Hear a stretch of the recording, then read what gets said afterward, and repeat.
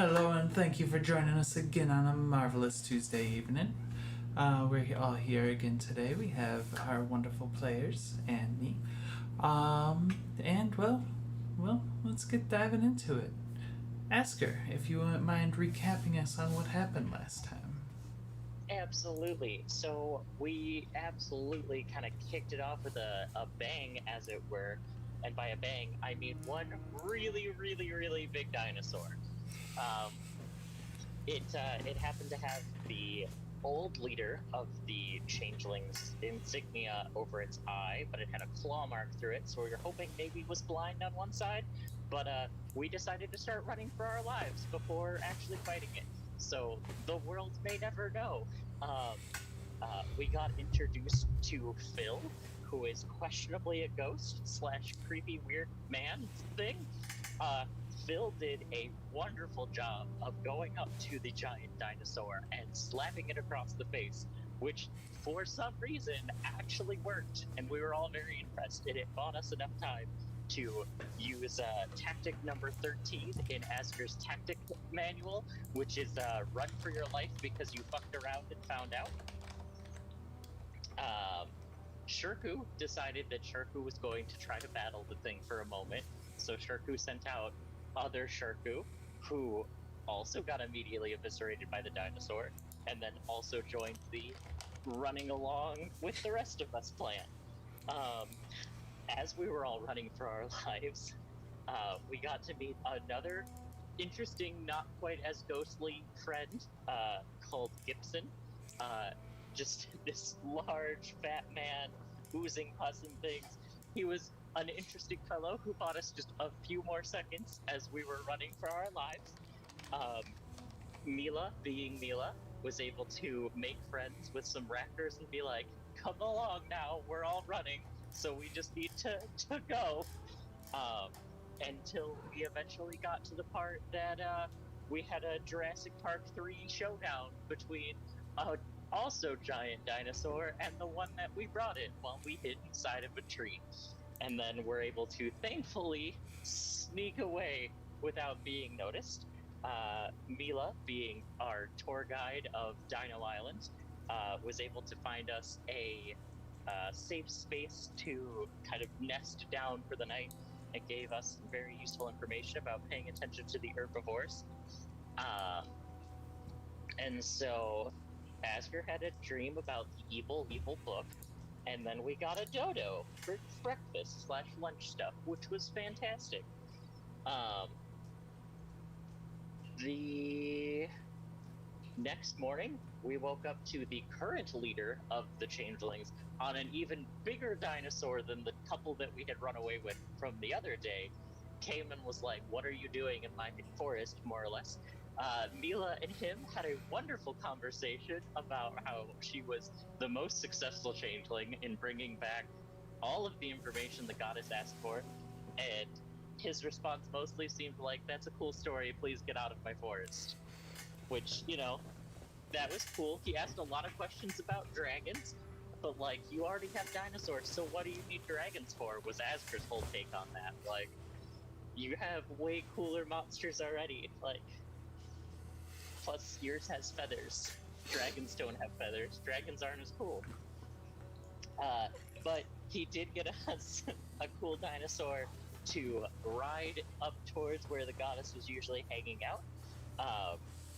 We had a wonderful conversation with her, in which case Asker acted like Asker and got called out for being nobility, as she has many a time at this point. Mila was basically just, oh my god, what have I done, by just like forgetting to tell them how to actually talk to the goddess correctly, because we definitely may have gotten on her last nerves very quickly. But Mila was able to kind of keep everything calm and everything okay. We explained the whole situation, and the goddess was nice enough to boop us out of her entire island and back to the place we had just come from, so that we can go deal with the mess that we sort of created, maybe. But we're definitely not taking responsibility for it. I wouldn't say necessarily back where you just came. Close enough, but I mean, we went on 3 3 weeks worth of travel and just got booted back like what would be another 4 weeks of travel had we not actually just whoop. Yeah. Yeah, at least. Alright, and so we find yourselves a little bit further out from PyreHelm, or at least what you expect to be PyreHelm. You don't see where the city's at. All you see are trees surrounding you. Shadow, these trees are very familiar for you, as you've lived in this area before. Mila, you would recognize them as well. Like, they're similar to most trees, except for they almost have like a grayish tint to the bark. Maybe it's the ash that's been spewing about this area. Maybe it's the negative energy. Yeah, who knows? But now you guys find yourselves out in the trees, not quite initially sure which way to go. If any of you want to make a nature check to try and survival check, nature or survival check to figure out where you guys are at. Oh yes, and I've been here before, so this should be fun. Survival check. And so we're in an area among trees. I guess does Shirku recognize the area, and Let's where find do out. we lead off to? That's what I was waiting to see.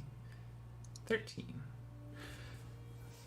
You think that you know that there are two different woods that really are around PyreHelm, the northern and the southern. You think that you're probably on the northern side of that, Shirku. Northern side. Alright. Though, as for if you need to head more east or west, you're not 100% sure. Well, eventually we'll exit the forests, so we should be fine. So, So where do you lead?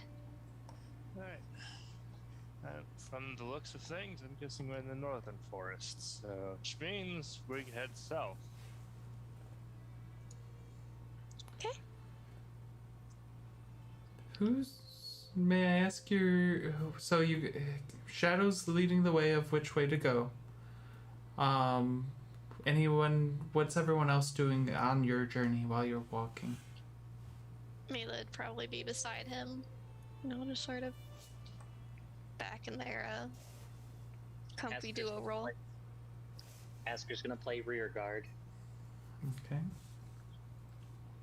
Probably just looking around, taking in the sights, trying to keep an eye on like the forest to either side of us. Okay. You said it's gray, like necromantic energy coursing through the woods? Possibly. I'm gonna do an Arcana.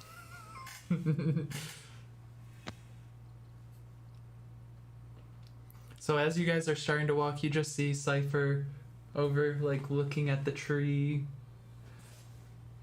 Nice. I 21. didn't know you were into horticulture. Oh no, I only care when paper makes books. Oh, When trees make books. as you're taking in the energies and, like, looking at it and feeling it, it's still alive, but it's not alive at the same time. Not in the same way that most things would be alive. Are these undead trees? Cypher's enjoying this way too much. Yes. I think I found my new home. Have you? These trees don't look very welcoming. No, come here. He's going to try to gas her. Cast something holy on one of these trees for me. I need to test something. Oh my god. You ask her to cast something holy. Let's see what I got. How much do I know about these trees? Not a lot. as that I don't. I mean, maybe you could prove me wrong. You want to make a nature check? Sure. I was like, I don't think Shadow would learn a lot about trees, but Oh wow. you I some. mean, I know we were joking about a certain like movie series earlier, but I wasn't expecting to have this scene. So Shadow. w- Give me a second, since Asker's been asked to cast a holy spell. I want to know what Asker's gonna do first. A second one? Alright. Oh, just decent. Yeah, never mind. Yep, I just wanted to see what Asker was doing. Hey, Asker, could you make a dexterity saving throw? Oh yeah. Oh no. God damn it. So as your holy magic goes and touches the tree, or tries to, you watch as it actually moves, shirks away from you, and then you feel a branch, you hear a crack, and it falls and hits your head, dealing 8 points of damage. Huh, you don't see that every day. So Shadow. Yep. You would happen to know that the trees around this area have been infused with basically necromantic energies. It's just with how much death and destruction has been caused from beings that are around here, that it just seeps into the land. It tends to be very... There are some trees that actually move willingly, that you don't necessarily like to fight. You try and avoid those as much as possible. Ants. Wonderful. Not Ents necessarily. Ents would be alive. Undead ants. But for the most part, the healing magic doesn't really work in this area as well as it normally would. I don't think you've had too much experience, except for maybe with Mila trying to cast spells here. In the wood, trying to cast spells in this land that are healing has repercussions. Alright. So Cypher is going to start collecting undead plant seeds. I can definitely see a use for these somehow in the future. Alright, so before you do anything like that again, from what I remember, these are necrotic trees that came this way due to all the destructive forces around in this area. Fascinating. And beyond that, I suggest being careful using any holy magic or healing. Shouldn't we purge these trees then? They're just living their best life. And some of these do, like you just saw, do actually move, and some can't get up, and it's best to avoid them. Asker looks at the tree and just goes, "That doesn't seem very lively." It hit you in the head for trying to kill it. That seems lively to me. I I guess didn't you try could. to kill it. I tried to help it. I guess you could think of it as undead ents, tree ents. That's the best I can do. But yeah, any healing magic has repercussions. Burn into your forest to ground. Got it.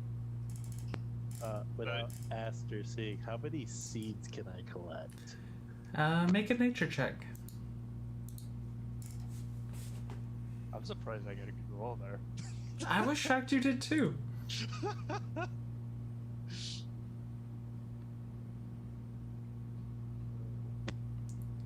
Two. I'll take it. 2 undead tree seeds.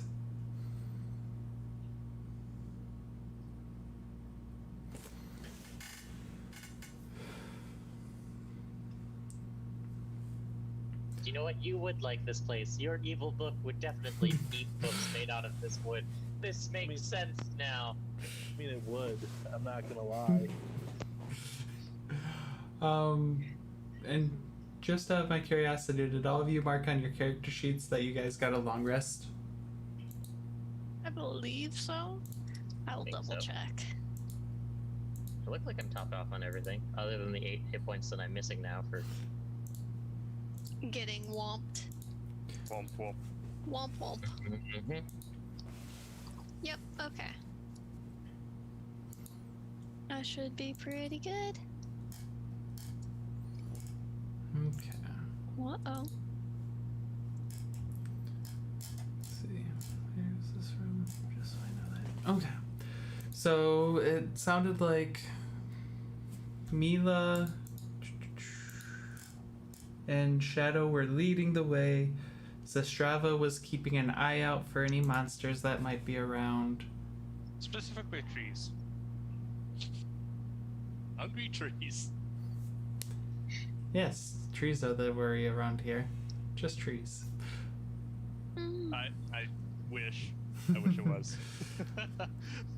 And then Asker is in the back. So, Zestrava, would you mind making a perception check I can do that. as you guys are starting to walk through the area? I think so. One sec. I gotta figure out where to. Sorry. You're fine.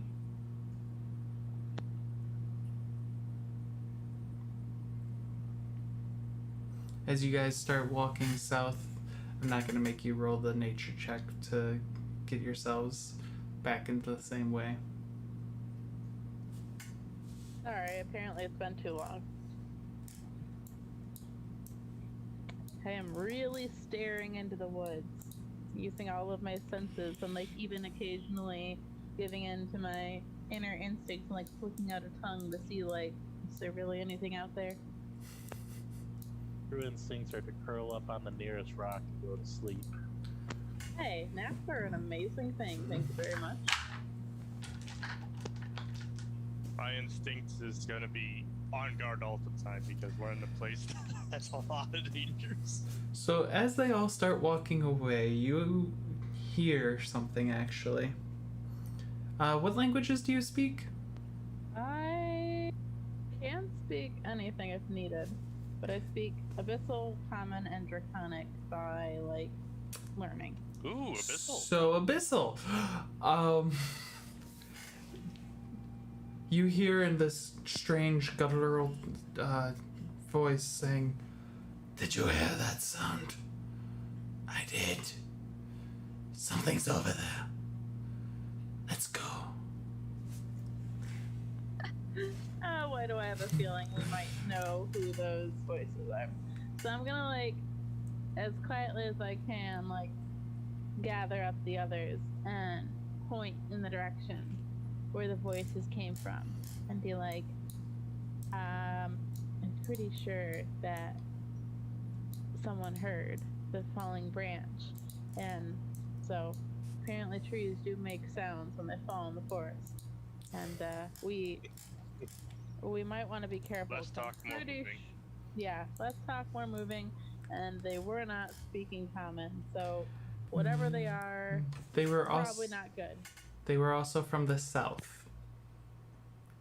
Is where you heard the voices from. Oh, of Direct course they're south? heading where we want to go.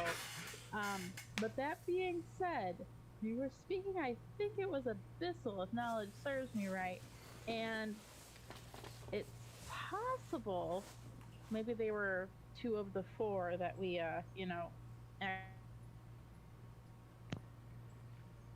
Well, that makes sense, considering that one of them was sent here to apparently come after my mother. So it's expected. So as we continue on, we might want to get ourselves prepared for any sort of ambush. Is there anything that you guys are planning on doing right now? Oop, I think we just lost someone. Oh no. I think we're down Mila. Down on Mila! The, no. the unnatural force took Mila. No. Uh-oh. Not Mila. Let me see. Let me see. I'm gonna give it one quick check. Streams. My camera's the only one that survived. Yeah, actually, your camera moved. All of them moved. I mean, it moved, but I'm still in frame. I can see John's shoulder. It's okay. It's just because you're the main character. Let's see. Sorry about. Asper's trying not to be the main character.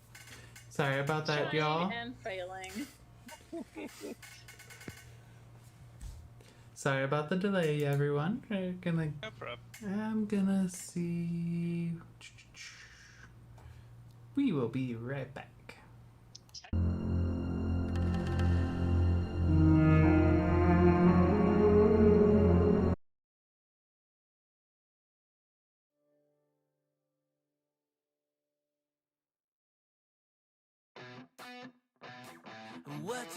What you think about when you're born into a fire? Let them burn it out. Sell them to the richest buyer. They wanna let the world decay. They tell us lies and fade away, fade away. We feel betrayed. We were raised to lose the race. Wake at the back of the pack, kill it anyway.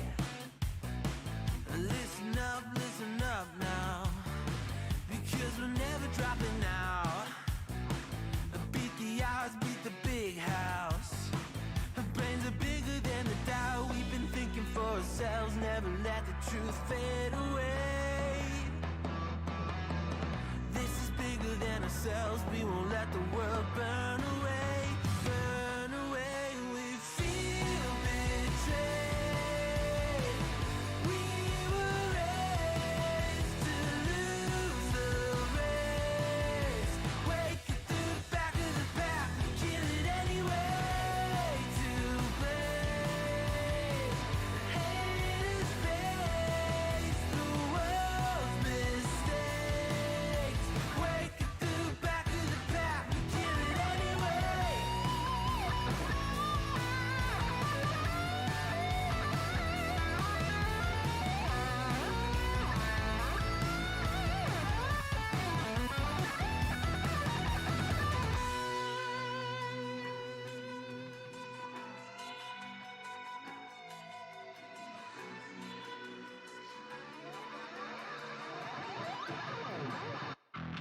And we feel betrayed. We were raised to lose the race. Wake at the back of the pack, kill it anyway. To blame, haters face the world's mistakes. Alright, and we're all back. Just gotta double check. That's all good. Yes, that is. Okay. And I need to turn that back down a little bit. Alright. Let's see. Play that one. Loop. So, you guys hear that there are something approaching you guys. What are you doing?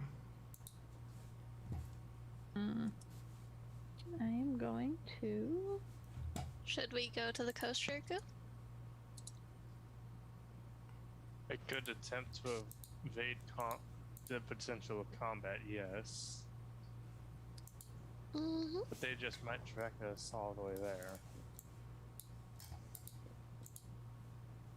Do you want to hunt them then? Well, to the group, since we have more party members than before. I think it's probably better to make the first strike. Alright then. Be lay in ambush. Yes. As we are all like huddled together or something or preparing, I will cast enhance ability. And let's see. I will give Shirku, I'm going to grant you, let's see, Bull's strength, so you'll get advantage on your next strength check, and you now have double your carrying capacity if that's important. Mila, I'm going to grace you with Cat's Grace and give you some advantage on Dex, and you also won't have to worry about falling as long as you're not knocked out. And then, let's see. And you do that with just Princess- one casting of it? Yeah, I think one it's- casting. Really, I thought it was like one thing per. Like, does it have multiple targets? When you cast a spell using a spell slot 3rd level or higher, you can target one additional creature for each slot above second. Oh, so I only get it twice. Okay, that's my fault. I can only cast it at 3rd level. So just Mila and Shirku. Okay. I'm sorry, Princess. I cannot help you. It is okay. So that's what you use your surprise round action on. Asker? Asker's gonna have her owl that I definitely don't forget that I have all the fucking time. Like, set up a spot so that I can get eyes on them, so that I can, see them coming up to get a better shot on them. Just laying. Let's see, do I have an owl mini? I don't think I There do at might the be moment. one in the generic tokens. That's what I'm looking for. Took Magic Initiate just to get an owl, and I forget to use them all the time. Of course.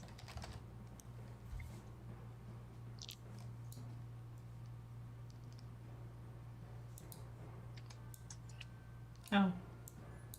There's your owl. Thanks. They're so cute. Ooh. May I have permission to move them? That's what I'm working on. Okay. So you bring out your owl, and as you have your owl rise up, it doesn't take long for your owl to see the 3 creatures charging up the hill at you guys. Asker will, give one of these and, make sure that everyone knows what's coming.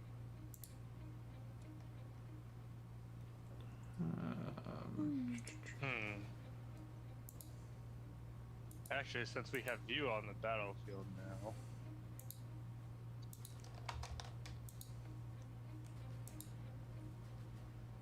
There you go. You should Are you have gonna- control of it now. Are you going to tell us what's coming towards us yet? Or. I think we're still in surprise round, or Yeah. Yeah. Asker doesn't have names for things, she just tells you that there's 3 of them. And so far, none of you guys see it besides the owl. yeah. Mila's So- going to. Oh, I was gonna say Mila. going to take the surprise round to color shift and match the surroundings and stealth crawl. Oh, I'm not supposed to draw. Whoops. Trying to draw an arrow. Stealth crawl over. 1, 2, 3. Half speed. Make a for stealth check. Camouflaging. Yep. And it's with +4 or something from Cat's Grace. I thought it was advantage. Oh, is it advantage? It is advantage. Okay. Yeah. Sorry. No, don't worry. Like I said, I'm stuck between 3.5 and 5e. You're fine. So that 20. Okay. Yep. They don't seem to notice you, but you do get to look at them. The one leading the pack is a gargantuan, dark skinned with the white hair. It has 4 different arms. It's kind of haven't seen as many of them, but you and Shirku have noticed them before. They tend to be more of you have your imps. You have these things are basically the shock troopers that you see a large amounts of if they're all gathered and like moving together. But off by their own, they don't tend to be there. Okay. And is it large or gargantuan? It is large. Okay. The two creatures behind it have these weird, like, almost baby-shaped masks. Their skin is a gray, similar to actually the trees. They're, again, just kind of the normal... Might be actual people that have turned to the demon... you guys don't really know, because... You and Shadow haven't really interrogated or found out much about them. You never really interacted with people that often. But they seem to be carrying, both of them seem to be carrying a halberd, and both have a heavy crossbow on this side. So. That was it for you. Sorry about that. You're fine. Shirku. What are you doing? Me, I'm going to... I think I'm going to take a location somewhere... How tall are the trees? About 15, 20 feet. Alright, that should do it. I'd like to take an ambush position on...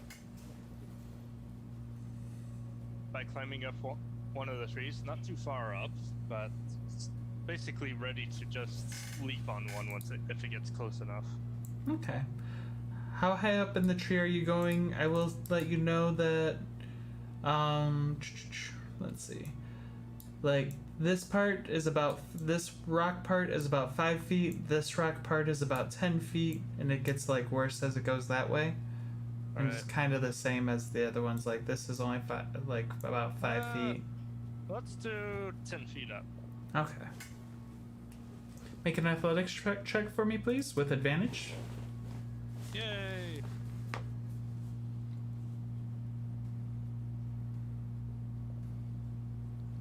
Very nice.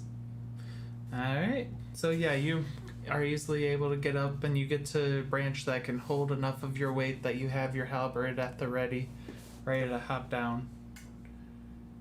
Okay, and Cypher, what are you doing? We have some nasty boys coming. I am going to turn Mila's claws into magical claws. Ooh. Sparkle, demons. sparkle. Not Yeah, that they weren't already or something, but yes. They sparkle with little ghostly skulls now. If you look really close. Very, very close. There we go. Nice. So that way you can actually hit them for full damage. Thank you, thank Okay. you. And with that, can you all please roll initiative? Will do. Absolutely not. Yeah. Then you can just stick out of this. Hey, I got that 20. I'm very proud of Nice. myself. That works perfectly with my plan. Oh, that's funny. Someone has to keep them distracted. Oh, don't worry. Oh, sorry, I can roll.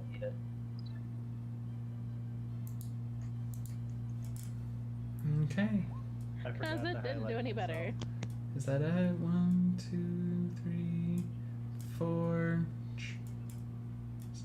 Cypher is the only one I'm missing up here, it looks like. I got a 12, but I can re-roll if you want. I didn't have myself targeted. You can reroll. That'll be fine. Should we be scared that you're measuring? Probably. Measuring? Measuring what? Distance that I can go.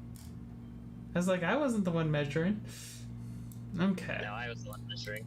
I was trying to see how far I could get in a certain direction. Ask her. I got plans. It is your turn to start. Asker is going to measure this again one more time just to make sure that I remember exactly where I can get to. That square right there. Not that. Nope. This. There. As Asker is going to come around the corner and be like, is someone there? I find myself to be lost in this woods. Can I get some help? And she's just gonna have the shield up and the spear out, just like ready to go, but also very clearly standing there be like, I'm here, where's anybody? Like, giant distraction right there. Your tank is up front ready to go so that the stealthier ones and the squishier ones are safe. Very nice. Uh-oh. Thank you. Thank you. That all for you, Asker? That is all for me. Oh, my owl comes too. Don't forget you have your fancy new moon shield. Yeah, I have the mirror shield out. If they shoot a spell at me, I'm not gonna know what didn't hit me. What's your move speed? I think it's 30 feet. Yes, 30 feet. Okay. For what? Oh. Those guys.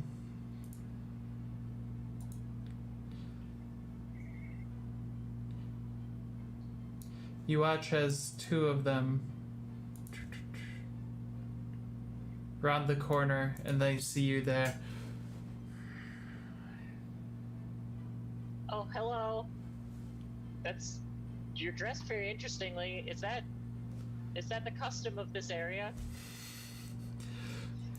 You shouldn't be here.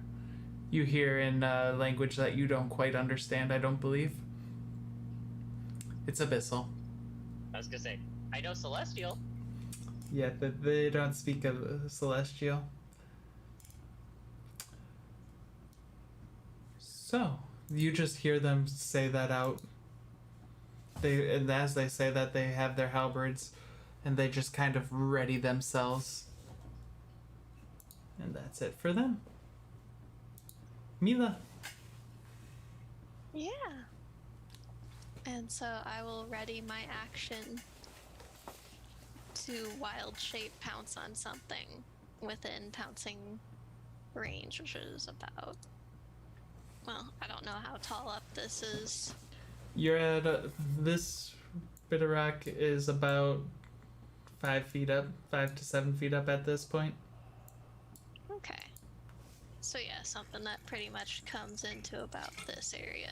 I want to jump and pounce on it. Understood. Mm-hmm. Zestrava. Oh, I know how to draw circles. Why am I doing that? Let's see. My speed is 30. Okay. Let's see. 1, 2, 3, 4, 6. Alright. No. Yeah? No. Sorry. 5, 10, 15, 20, 25, 30. There we go. I can do math. I swear. It's just not gonna happen today. I'm gonna keep concentrating so that way I can keep up Cat's Grace and what was it? Bull strength. Bull's endurance. Yeah, bull strength for them. And then I will try, let's see where am I at? 1, 2, 6, 7. Okay, I'm still a little bit too far away, I think. 10, 20, 30, 40, 50. Actually, yeah. So I'm going to try. Can I see this one pretty clearly? Yeah. Okay. I am going to attempt to hold them in place so that way when Annabelle inevitably does, Asker inevitably does whatever crazy thing she's going to do, at least one of them won't be able to do anything about it. Which one are you doing it to? The one on the bottom. The bottom? Okay. Let's see. It's touch resistance. Friend. Okay. It's a wisdom save? Yes. Oh, that wouldn't be it. That might be it actually. How does the saves work? Yeah, that's it. You watch as it just freezes in place, like it's stuck. Awesome. So that one is held. Perfect. And you are concentrating on 2 spells. Yes. So that increases the difficulty, right? Yep. Okay. So I'm just gonna do that and say, "Go get him, Asker."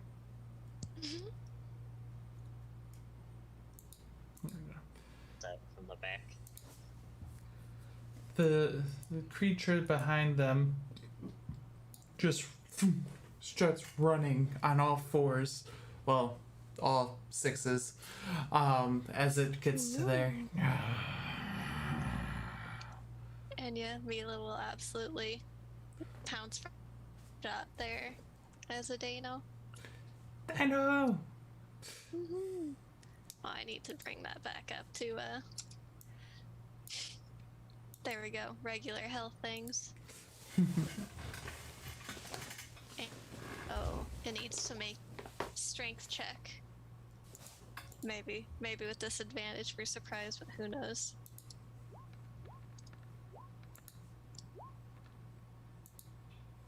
Oh yay! And if it has an AC of 14 or 15, I maybe roll bonus damage. Ooh, nice. Strength save, you said, right? Yes, for the pounce attack. So 15. Does a 15 succeed that? Yes. Okay. Ooh, that's gonna hurt in a moment. So one of your claws does miss. Your bite does normal damage, as it does just 5 points of damage. And let's see. And I'm able to be like, on it, or Yeah, we'll put you right there for ease of understand and movement. So let's see, because crits max out the damage dice, so that's 8 plus an extra die. So because you did get over 10 over its AC, so that would be.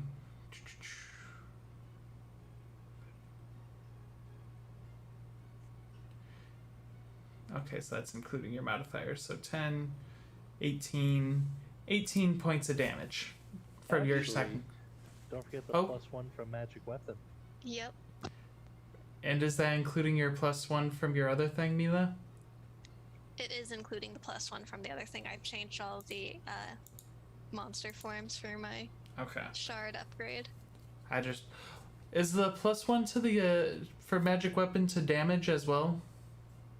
To Cypher? attack and damage, I think, but Yep, +1 to hit and +1 to damage.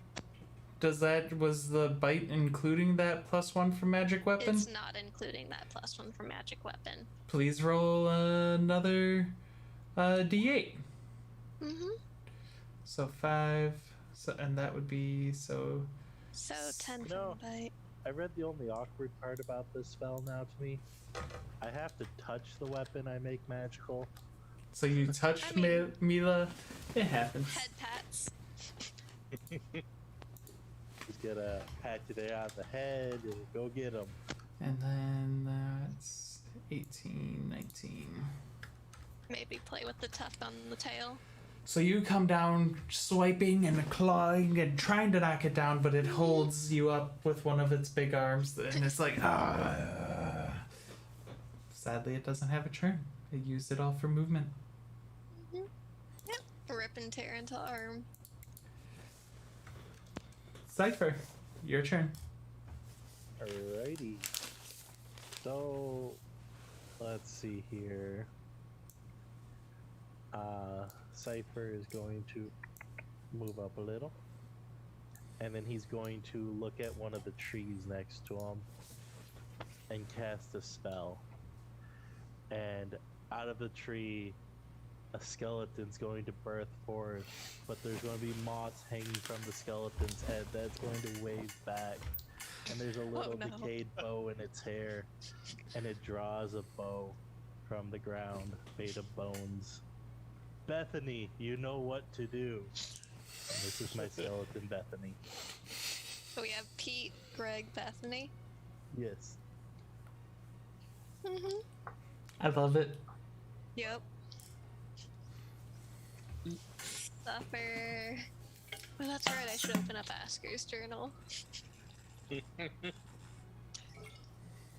forgot how to place the undead tokens.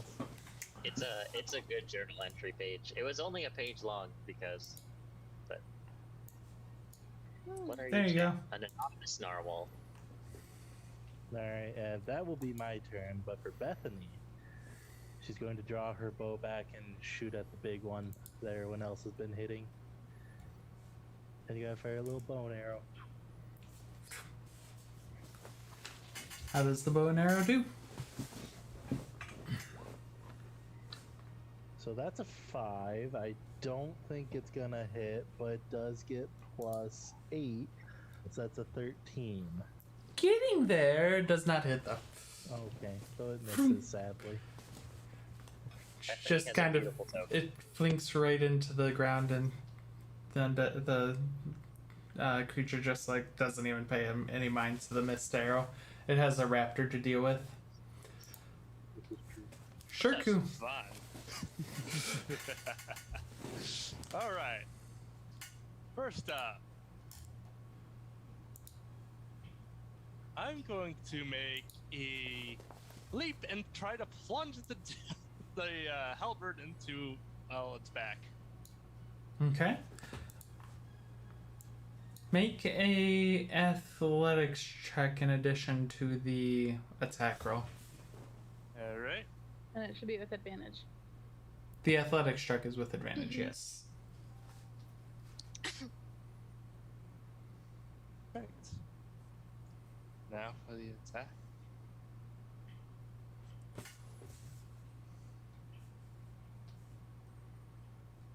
So you rolled a 17. That'll hit. 11 slashing. 11. And that's plus 10 to against demonic. If that is a demon, anyways. You mean plus a d10? Oh yeah, plus d10. Yeah. Right. There we go. So 16. 16. Plus another 9, divide by 2, 5. So 21 points of damage from that, and you take 4 points of damage from the fall. 4 points? Alright. Yeah. As 3, you land with the weight of your whole body, but you also did fall yourself a good amount of distance, so. Right. Would I at all be able to summon the echo, then make my second attack? You've only you've only done your action so far. I don't remember what the summoning the echo is for you. Bonus Cool. action. Yeah, then yeah, you can interrupt. You can disperse your actions in between different things. Like Okay, you can cool. do your attack, then move, then attack still. Alright, cool. So I'm going to summon my echo right here. Okay. 1 second. Shirku. Where did you want it? Alright. Right here on the other side of me. Okay. Perfect. Now, I'm going to make my extra attack.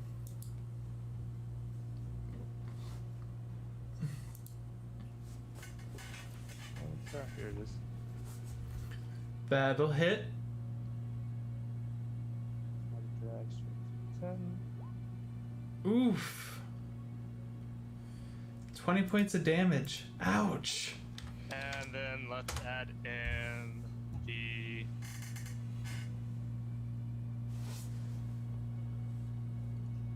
I need to actually find an actual name, but basically I'm having the echo attack with it. Okay, yeah, that doesn't Alright, use. the Echo Fury. Yeah, that doesn't use up a bonus action, right? No, I can do that Just a whenever I attack. question. Does his Echo also have an anti-demon spear halberd? It's basically a complete replica of mine. So. Right. But that's also rule of the imp. Yeah, it does. Okay. So one more attack. It keeps going down by 1. You hit, but you don't hit as hard as you thought you might have hit. Well, you know what that means. Half damage. Yep. Ooh! 9. Okay. And then the extra 10. 15. Okay. And then Action Surge. Okay. Fighters. Let's attack again. That'll hit.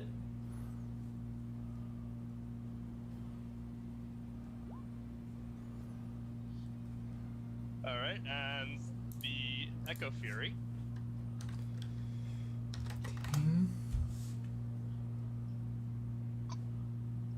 That'll hit. Hey Shadow, before you use up your last attack, how do you want to do this? Let's turn him into the shish kebab. So, you jumped out of the tree with your halberd, landed the axe right on its face, hit the ground, summoned up your own echo behind it, and both of you just started hacking into it, and until it just couldn't continue. Like, at first it was like annoyed with you, and then after the third swing, it started to be like,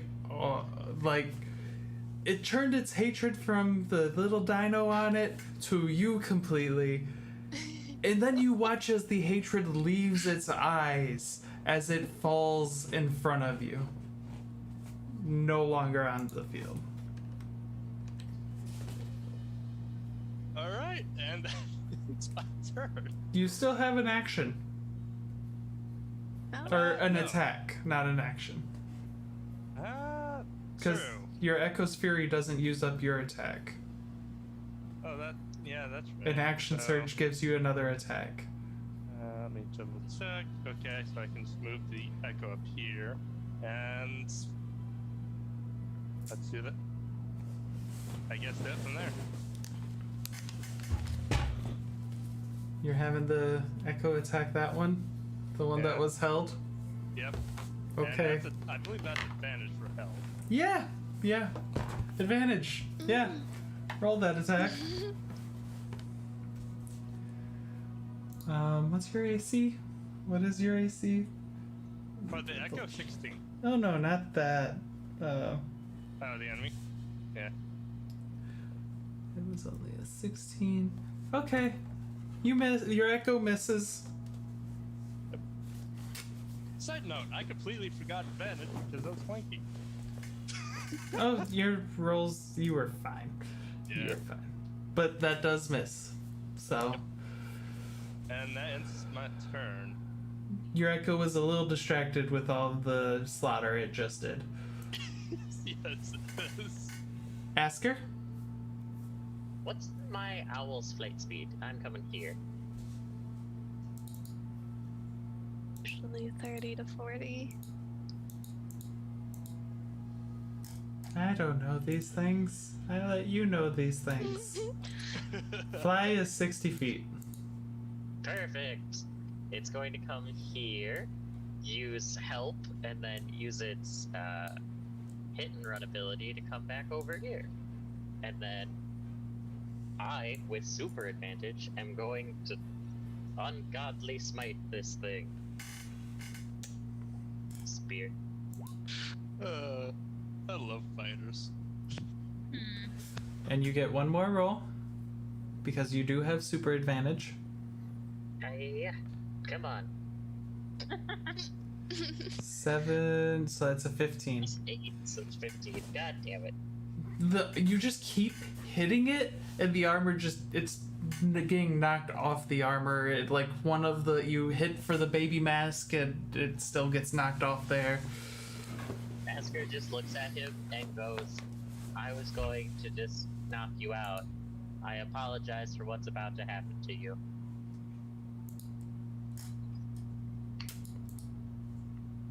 Murder one. Okay. Asker tried so hard because she knew if she got there first, then she could do enough damage to just be like, just sleep. Well, you didn't. Nope. Where is my step black? Come here, step black. Oh, I can bonus action back end. Haha. Aren't you also level 5? Yes? Do we have multi-attack? Yeah, Paladin. I thought that's level 6.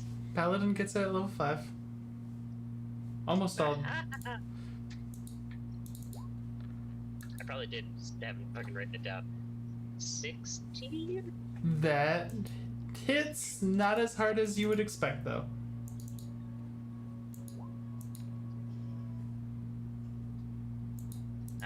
That plus smite. Keep How much growing. is smite there?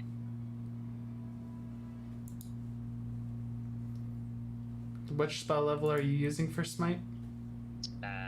Second level smite. Yeah. My favorite paladin spell. 3d8. Perfect. It's been a minute. You're good. Ooh. For another 16 points of damage. Mm-hmm. So 26 divided by 2.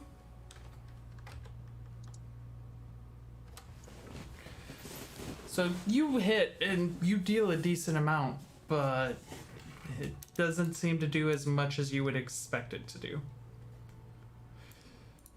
This one's gonna walk over here. Does anything happen as it walks there? It sure does. He gets an attack of opportunity the second he walked there. Come on. There 19. Nice. Now we're turning it around. That does hit, 19. which His means speed it stays becomes there. 0 Yup. for 9 points of damage. Nice. As Asker just goes and like is attempting to poke the one, and I just imagine she like finally gets the hit in and goes haha, and just like as she's like bringing her spear back, she hits the one who was trying to walk faster. Accidental hit. It's a nice flourish, but she like realizes it and puts enough force to be like, you're not going anywhere.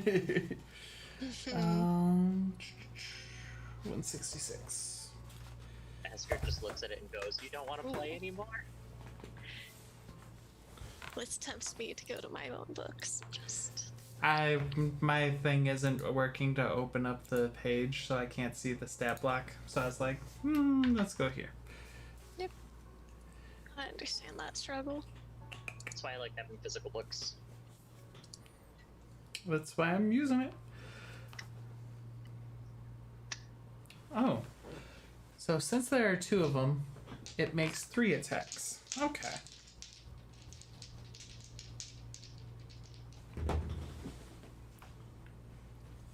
Start off with this.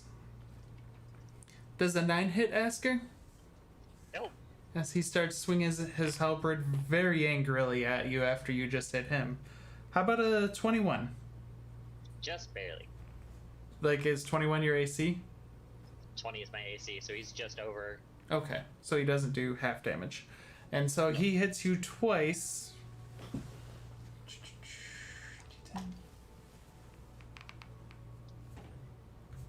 2, 3, for 11 points of damage as he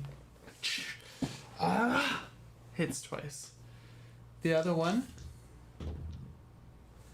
rolls a +1, so that's a 15 to break the hold person.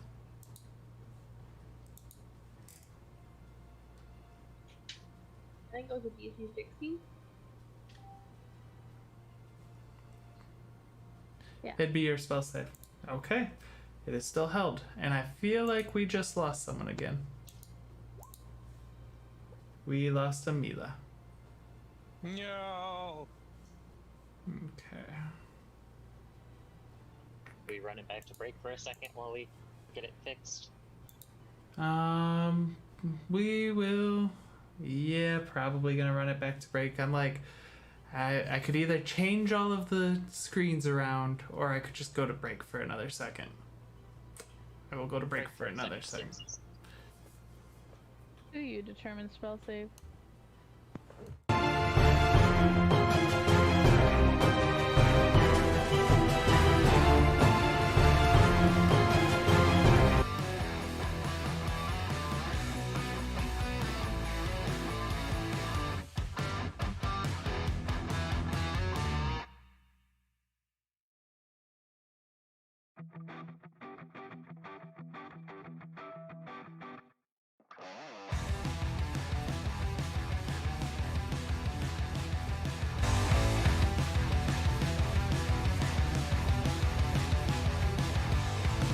You think you've got my number figured out?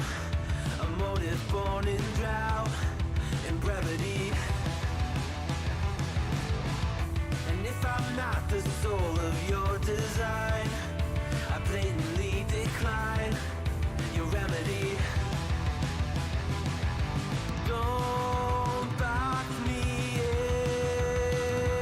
in, don't, or I'll leave. I'd rather be a dreamer, I'd rather be free, I'd rather be a leader, I'd rather be a queen, I'd rather be a singer in a trashy cover band.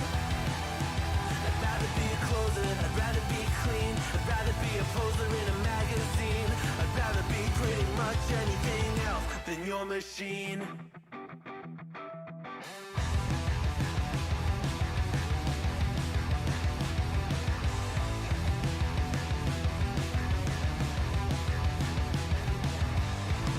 I wasn't always just a single shade, a palette full of gray in reverie.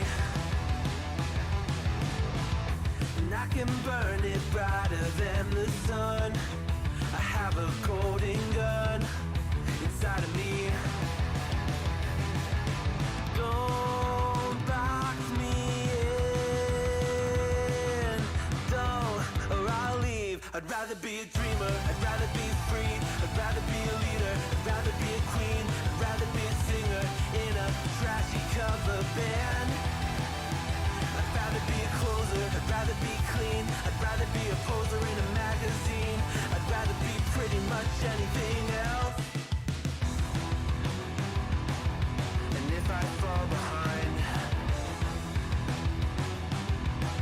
ignoring all the signs, and if I lose the fight, I still rage against the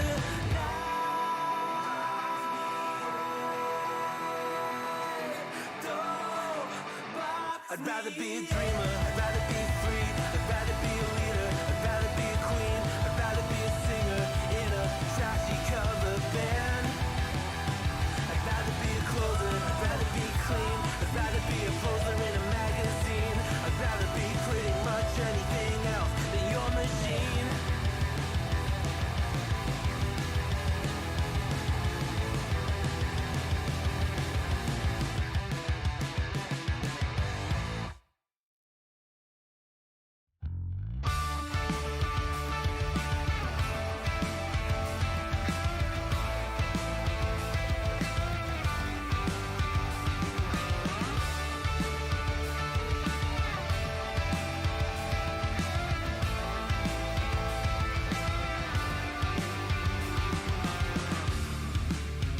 It's plain and simple, dear.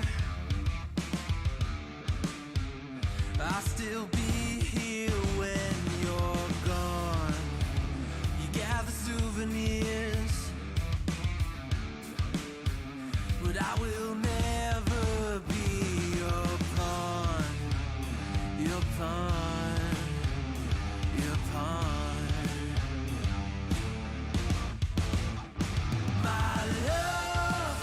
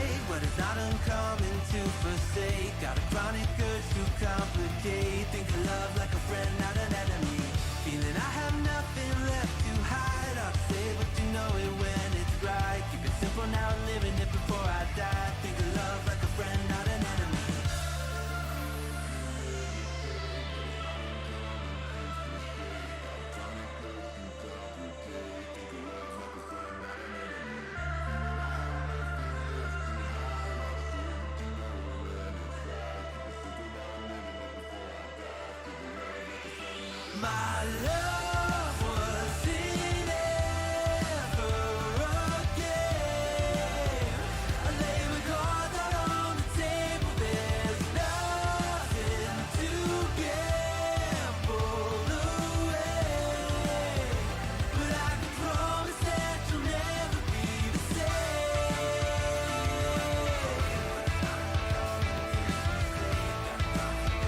But I can promise that you'll never be the same.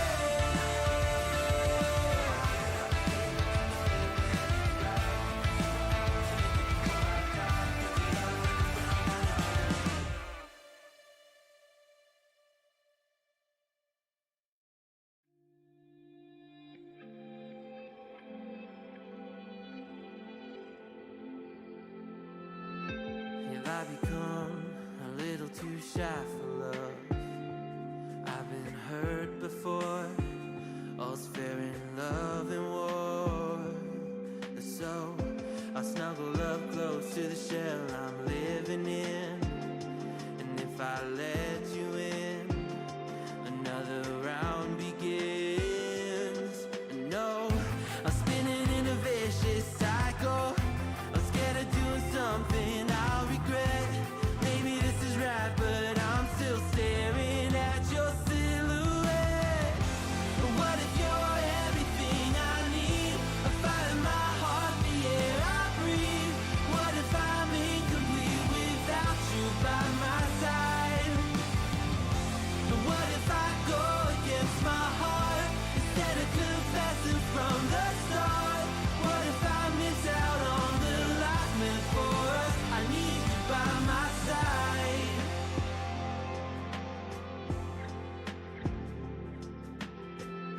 Should I be scared? The feeling's so different now. You got me floating here, a feather in the air. Oh, but when the wind blows, will I tumble or sail away? Or would you have me stay? And what if I escape? I know I'm spinning in a vicious cycle. I'm scared of doing something I'll regret. Maybe this is right, but I'm still staring at your silhouette. But what if you're everything I need? A fire in my heart, the air I breathe. What if I'm incomplete without you by my side? But what if I go against my heart instead of confessing from the start? What if I miss out on the life meant for us? I need you by my side, by your side. I'm not afraid. We found something that'll never fade. We can be ourselves and figure out the rest along the way.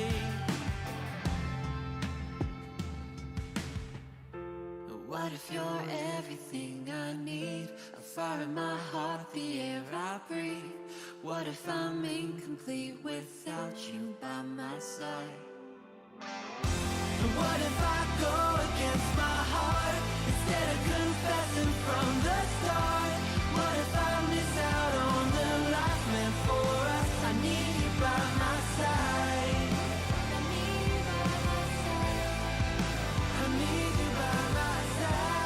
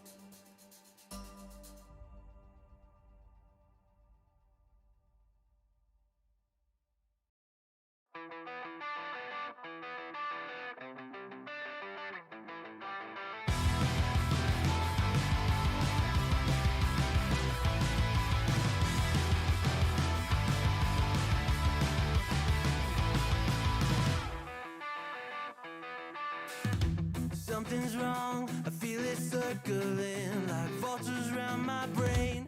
Couldn't see the danger in your eyes. Or is Josh Oh man. Okay, sorry about that delay, everyone. We've been having some technical difficulties today. It's just the day. Today's just gonna be difficulty day. It happens. Alright. Get that started back up. Alright, and we left off with Mila's turn. Mila, what are you doing? Yeah. Hello. So Mila Howdy, Shirku. runs up and pounces on the one to Asker's right Okay. and goes for a full toothy greeting. Do. So strength save. They're gonna still be not wanting me to see it, aren't they?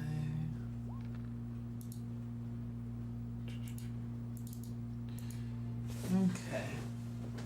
That is my cannons. 66. With +1 attack and damage on top of it. So strength save is... Strength is good. That's a 22 to save. Yeah.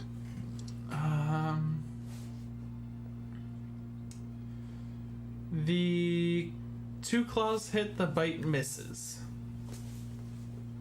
Fair enough. So 19 damage. Okay.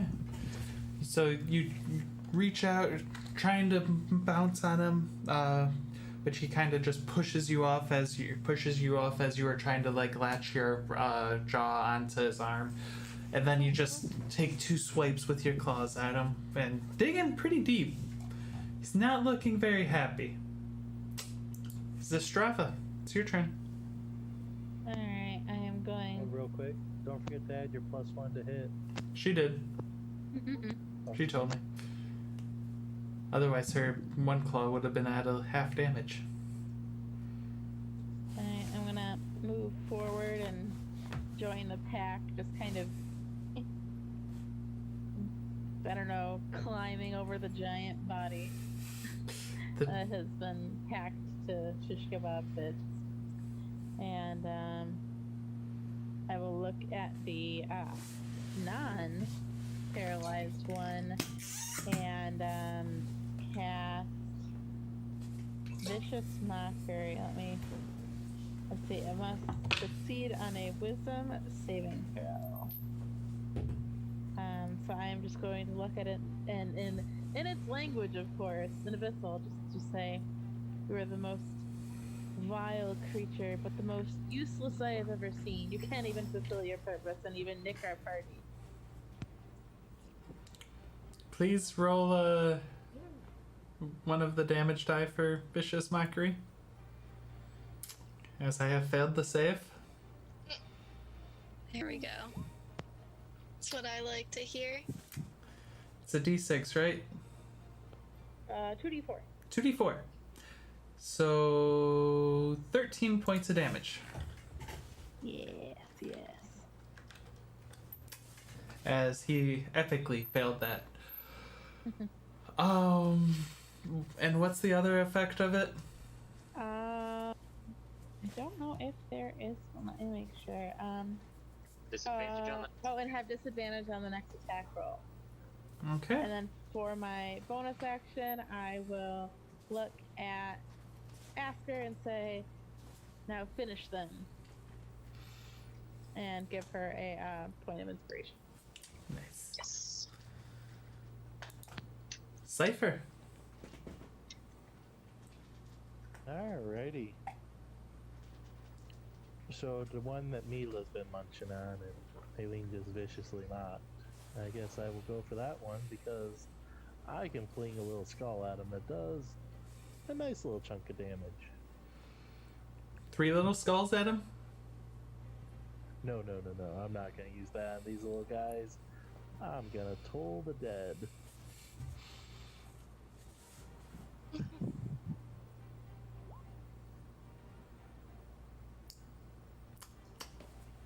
It's a wisdom save, isn't it? It is. Does 10 succeed? No, it's a 16. Oh, wait.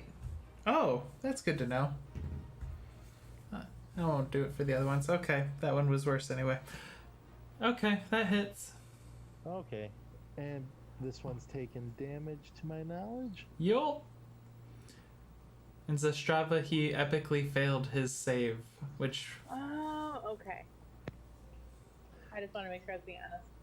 So it You're takes fine. 10 points of flaming skull head damage. I wish it was flaming. I I would be immune to that. Okay. He does not look to be doing well. And now it's Shirku's turn. Oh no, it's Bethany's turn. Oh yeah, Bethany. Does a 20 hit? A 20 will hit. Oh, let me just pull that up. Let's see. So she can...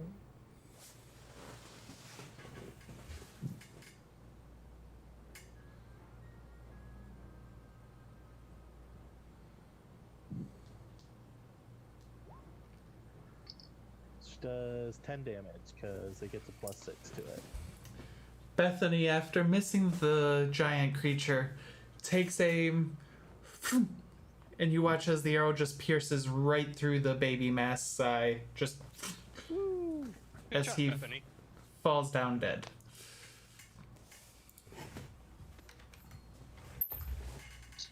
Shirku's turn.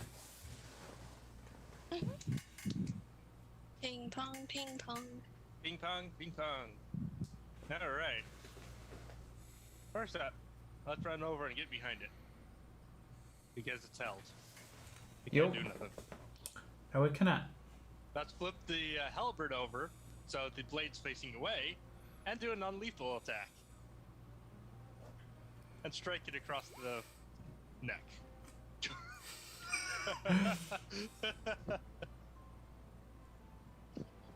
It does everything bleed on her. Alright. And that's advantage because flanking.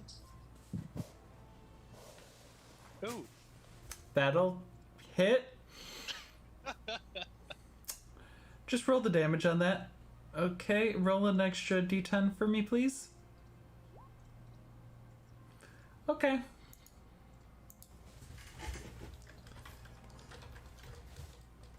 Then did you roll another d10 for me, please? Next round? Alright. Yep, for your magic property.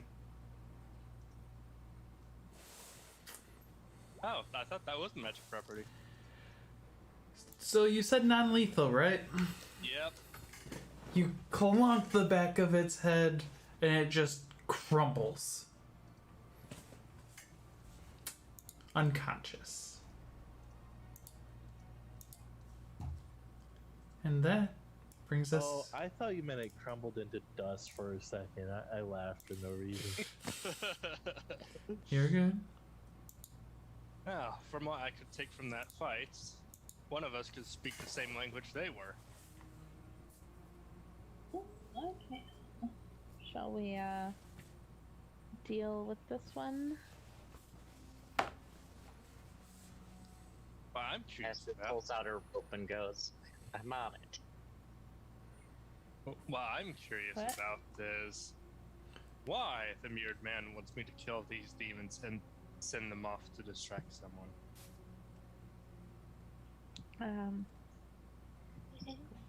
Strava is going to look at the baby-faced demon Mm-hmm. and repeat the question in Abyssal, attempting to be her intimidating self. It's unconscious right now. Oh, it's unconscious. Yeah, it got knocked out. Asker will just go, I can take care of this, and just 1 HP. Okay. Wait, you try to heal it? Oh yeah, does that work? Hey, Asker, can you please make a religion check for me? It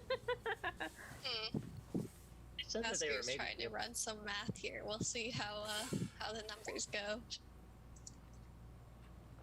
10. Absolute time. thought. You watch as your healing magic, you start to push it out. And then you watch as it turns dark. Oh god. And you watch as the last breath of this thing exits its body and it breathes no more. Well, Guess who's a murderer? I can The say rest that of us. Asker you- did it. She finally accidentally murdered something. well, I can The officially Asker kill counts up to 2. say that the angel version of yourself did go crazy and kill everything. That's true. I'm gonna be able to remember all of this, so that's a plus. It definitely helps with the book when it's my own memory and not having to be told. On the other side, you killed something. Congratulations. I really didn't mean to, and this isn't the first time. I killed something when I found the guy guilty. I mean, he was also almost assuredly guilty. Was this I thing just- guilty? Personally, yes, but I was going to ask him how he felt about Plomine, and assuming that his answer was going to be about the same as the other person that I've executed, but I didn't mean to kill them. I was only attempting to get them to wake up faster. Yep, and Mila will look out and about for anything else. Nothing seems to be here. I mean, the trees are swaying a little bit in the air. In the breeze. Asker looks at her hands, goes, "What have I done?" The Strav is gonna look at between like Asker and Shirku and go, wait, there are moments where you forget who you are? The Strava does not like the sound of this at all. seems that way. I mean, I've seen some patrons go on benders and, forget everything the next day, but this sounds a little different. So, because Plomine loves me so much, sometimes I bring about her holy wrath down on evil things. I go all glowy, my eyes become light, supposedly. I have wings, I guess, which is really cool. I wish I could see these things, because it sounds amazing to me. But, those two can tell you about it. They've seen it, I think, twice now. But, yeah, when it happens, and I just kind of forget what's happening, and then my eyes hurt when I get out of it. I think you've seen it. She went into that mode when we were in that tomb. Oh, so that's what happened. Yes. Interesting. Wow. That's good to know. I just thought she was really angry. I mean, I think it comes from me being really angry at that there's that much evil in one space that the light of justice needs to come and purge all of it. Asker's word of the day, purge. There's a lot more evil in this place than that tomb. Well, except my healing magic did that. I don't know if I could have gone angel cool thing. It may have just Wait. corrupted, and that wouldn't have been good. You said you just used sealing. Yes? I look around at the trees.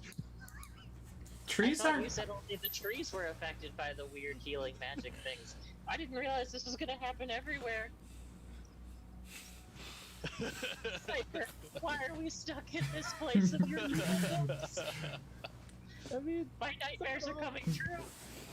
Bethany here. I found her on the streets and I made a proper lady out of her. She was dead when I found her, but I mean, I've done wonders. Yeah, she did great. Asker just breaks down into tears. After Mila's done surveying, she'll come back and shift back. Should we continue onward?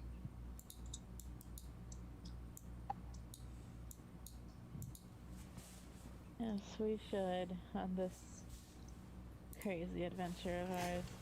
If a random one of those undead trees come around and decide that it doesn't like the before healing we magic, leave- yes. Is there anything on these demon corpses? Oh, someone is going to ask about that. Yes. As Oh you're yeah, 3 halberds. Yes, there are 2 other halberds, and 2 heavy crossbows. Let me pull it back up. On the big one, there's not really anything. Just double check. There are the 2 heavy crossbows, and then about 20 bolts each, in case anyone needed a crossbow. A heavy one. And there's about, between both of them, you find about 20 pieces of gold.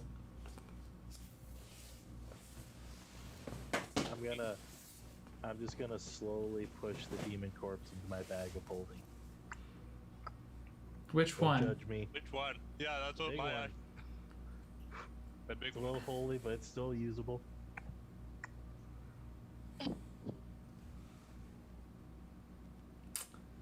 Uh-huh. Long die contact. So you're like trying to, you notice that the little bag of holding opening doesn't fit over the big corpse of the demon. Oh, Trying to fit this demon in there. Shirku, can you Considering cut how its big it fingers is. off for me? Demon claws are useful. Alright, I can do that. I walk over and chop off the fingers. Asker looks over at all of you, horrified. Where were you Welcome. the day Aster mentally broke? Do I see you horrified? Well, either way, if I do, I'll be on the comments. Welcome to the area around PyreHelm. You remove hands? Just the fingers, they're useful. For what? Spelling. Be a little climb a tree. I don't know much about. Who buys the hands of demons? They don't even have culture. This isn't Pause. archaeology. No, they have a culture. When I asked you this weeks ago, you said no. I asked for Make books the on demon human corpse culture, portable. and you I see. and you told me that demons didn't have culture, that they were just beings of evil, and that we needed to slay them on sight. They are evil. I know the start of Asker's book now. It's gonna be, I was happy once.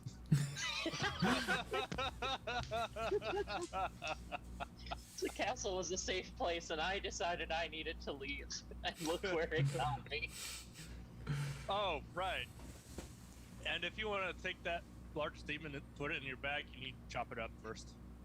I Make just sure you need get the at least claws. like one hand that you cut above like the elbow or something. Like saying out of character, but get one hand with above the elbow, cut that off for a nice back scratcher. I mean, the hand of the demon is, well, which hand? Because they do have their, they have like the really big arms, and then they have like the normal sized arms. It's kind of like a Glaber Zoo, except for, was that all 4? Yeah. Okay. So Shirku takes some time to cut that up. Speaking of, why do you want these fingers? Researched how to kill demons better. Figured. Figured. Asker's gonna break the Is baby. that breasts. a regular check, or is that a deception at all? I mean, if I plan to make a zombie that can help us kill stuff better, it is technically not a lie. True. Okay. But do you acknowledge this to yourself? Or like, do you know that you're lying for being I'm not deceptive? lying. I never said how it was going to help us kill demons better. Technically, an improved undead would help us kill demons faster, so it is skirting around the truth in a truthful way. Yeah. It's not a deception thing. It's more of like, does anyone have the perception to pick up on that? Yeah. If Probably anyone not. wants to make an insight on that, they can. Sure. Oh, I know what's going down. I'm just like, I've been with him for long enough at this point. Oops, I rolled advantage. Ignore that. It's a 12. It's also a 12. Mila gets it. Mila understands what's going on here. Yeah. Whatever. If you want them, then whatever. Neil's probably just like tasty snacky. The denial of snackies will be noted. Gonna put these in my bag. If they happen to end up being cursed when I experiment on them, that's your fault. So you all continue on your way? Of course. Yeah, might as well. Same thing that you guys were all doing on your way there, right? Yeah. Okay. Yep. Mila, could you make me another perception check? And then if you all wouldn't mind rolling a d6. All of us? Alright. I don't like that we're rolling d6s this time. Ooh. This is I'll too big get of a a 2. spread. Oh! Let's get a 2. It's a good spread. Not a good spread. I had one number I could roll that should not have this happen. What was your perception check? 13. 13.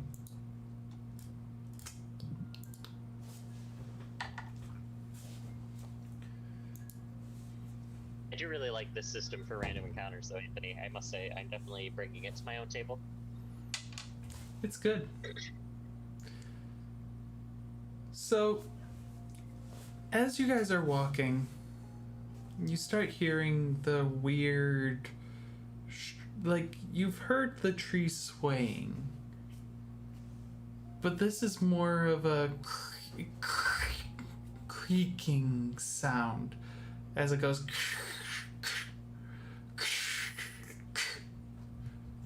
As it's just like wood bending in ways that wood normally wouldn't bend. As I move an Abra out of the way. Does that sound like footsteps to anyone else? I stop and listen as soon as she mentions that. If I hear that, can I tell what that is? Why? Can I tell what that is, considering that this is my technically homeland? You can. You would know exactly what that is. And you would also know that since you can hear it, it is very close. Guys, that's not a good thing. And if we can hear it, it's extremely close. Asker would use Divine Sense and, like, she'll get a ping off that one, I assume, and just, like, point. Does anyone speak Sylvan? Probably Mila. I feel like Mila would. I only speak Orc and So, Common. funny enough, Cypher speaks There Sylvan. it is. Oh. Really? I thought it would be amusing. That's fair. Honestly, that's probably what Cypher thought too when he learned it. Undead fairies. I took Draconic, because Draconic would be like books, I figured. Magic Yay, books. some Whompin' Willows. So, you two, Mila and Cypher, both here talking amongst, like, and through the wind, you hear it going.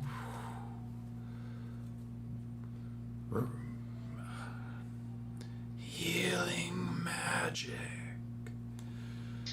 Abomination. I saw you a sexy ass walking around. Healing magic. Let me just grab the crown royal up here.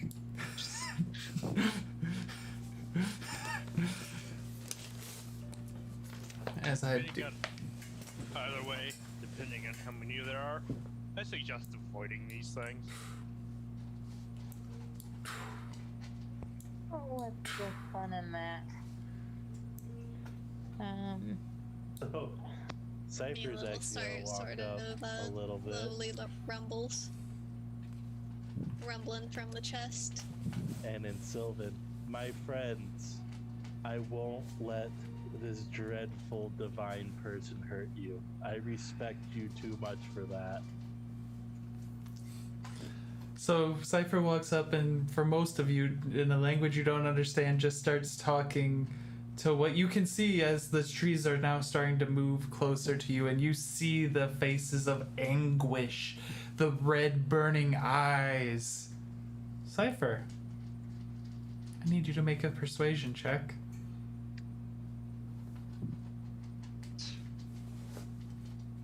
I knew something would happen if healing magic was used.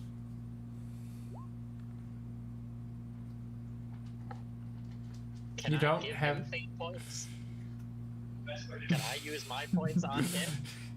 I was actually just about to do that. It was like, Cypher's been amusing me today. You can use your fate points to affect his roll. I'm gonna give him 6 fate points.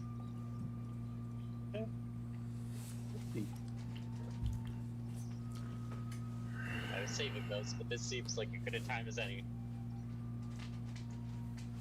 Abomination. Leave our woods. My fine friends, we're heading out, but before I go, I plan to plant more of you in the world, but I could not find more seeds.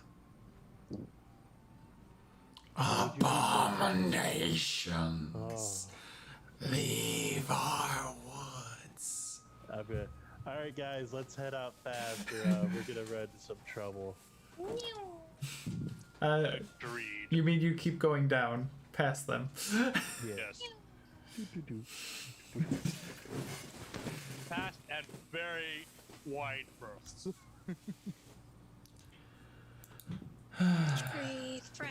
Tree friends. I hope they don't mind the demons. Cypher, you do get 3 points of fate points yourself. Okay. So you guys continue moving. It does take about the rest of the day of travel until you finally get to the point where you break the line of woods and you see to the west a small little town. It doesn't, like, the architecture isn't anything that you're like, oh, that's so beautiful or glorious, but it looks sturdy enough. It looks like it could hold throughout a storm. And to me, it looks like home.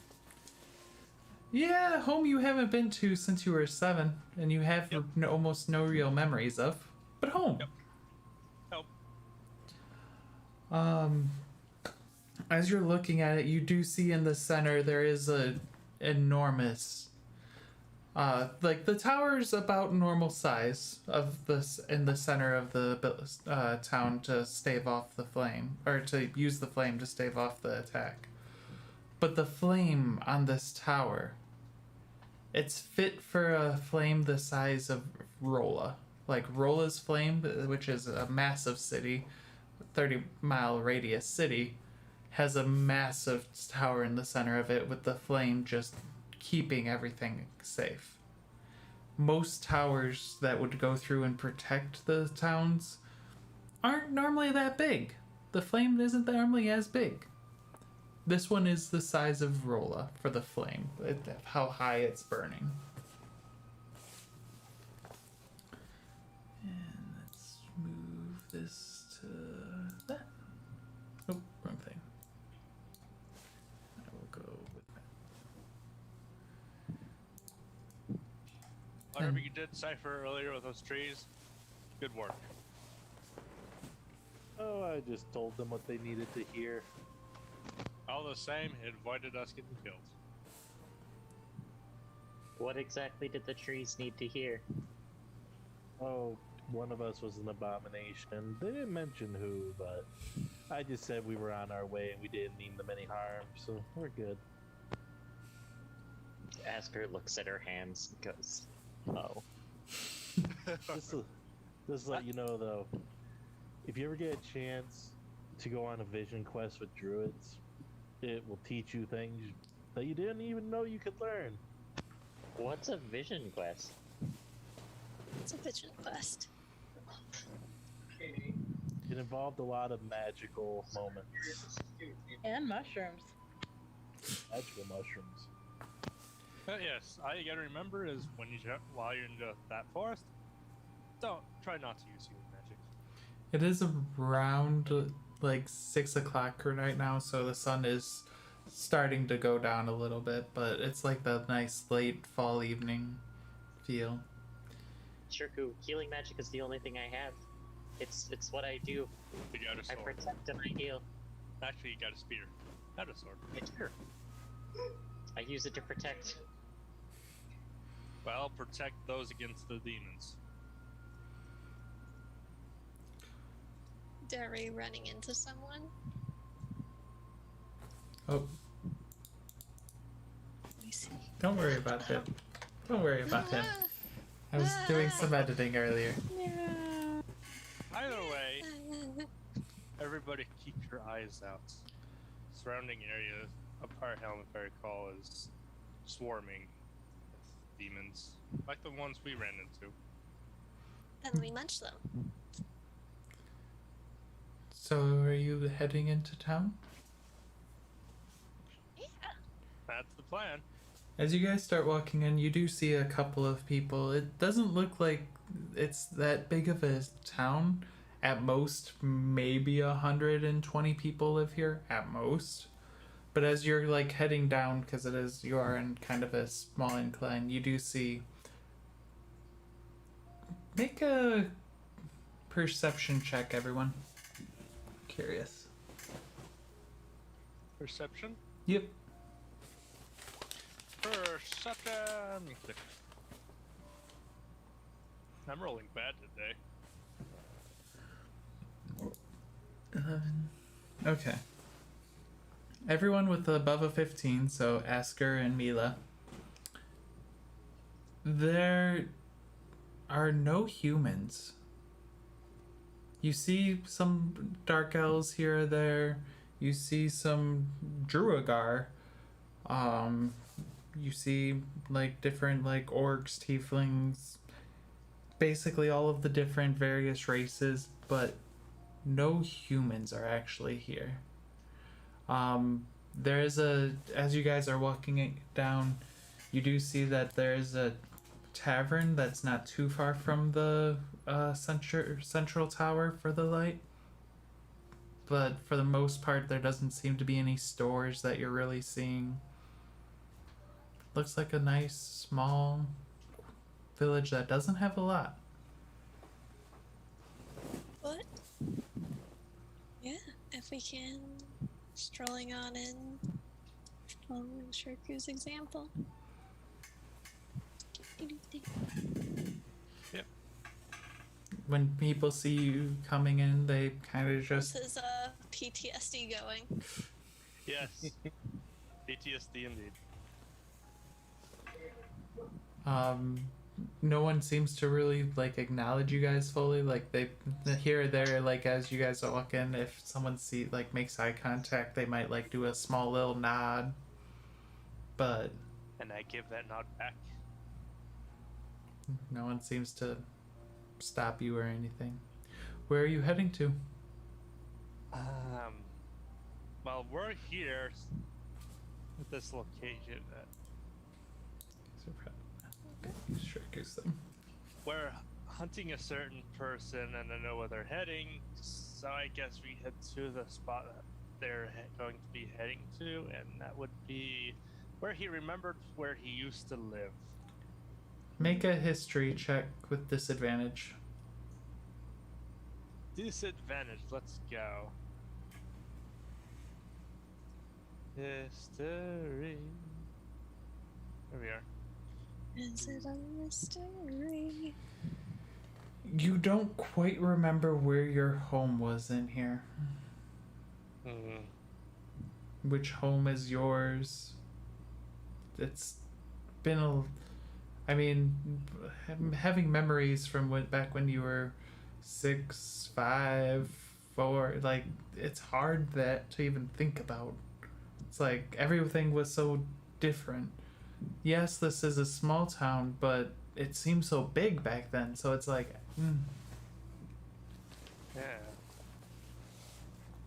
I'm guessing even the tavern that I would have remembered isn't even the same. There's only one tavern, though, as you get... Are you guys walking towards the center of town right now? Sure. Yeah, might as well. As See you if I recognize anyone. do get to it, you do see... You don't know what it was called before, but you're almost positive that was not called the Golden Mane. With a picture, like the emblem, like it goes the golden mane, and then in the middle is a picture of like a lion, just roaring. Mila's going to have a tail wrapped like around Asker's wrist like a leash and lead her on so she doesn't get distracted. Meanwhile, Shirku, as they walk, he looks confused and lost.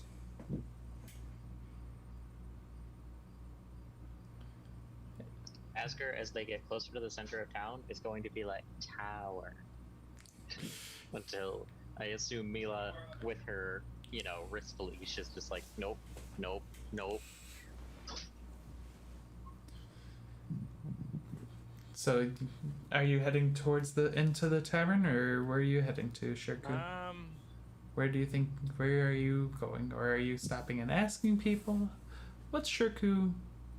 Yeah, let's go to the tavern and see if I recognize any faces for specifically the mother or one of the siblings.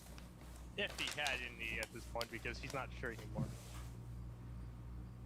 You haven't seen any faces you recognize. None of the drow look familiar. As you enter into the tavern, it's a pretty big size for like where you're at. Like you wouldn't think that they'd have a big tavern. They're a small town.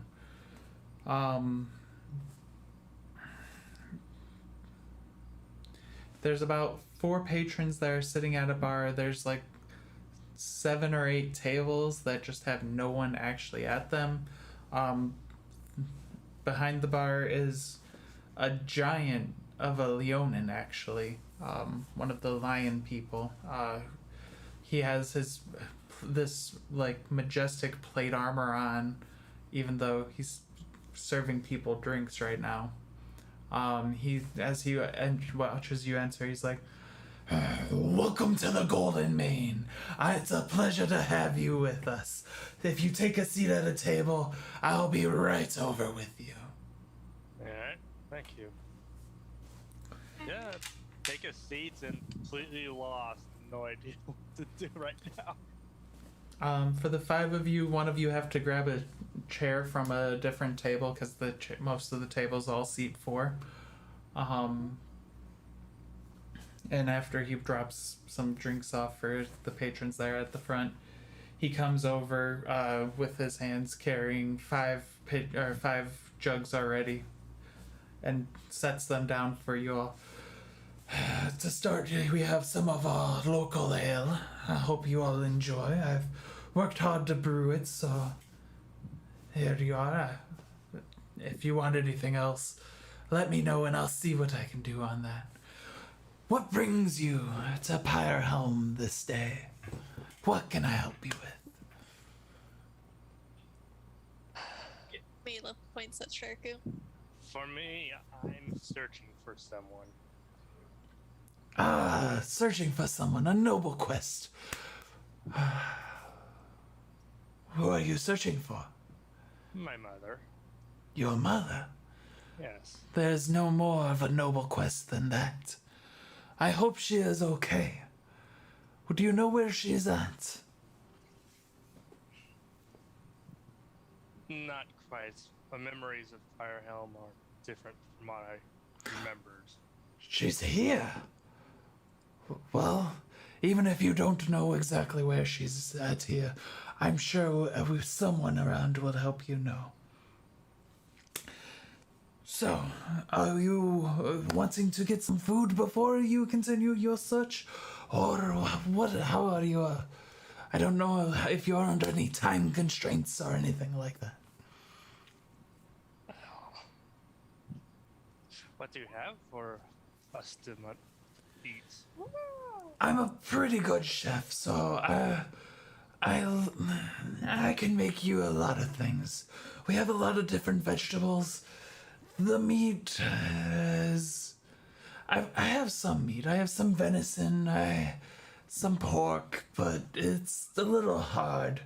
Times are tough for animals. Yes, I could tell. Would you like the house special?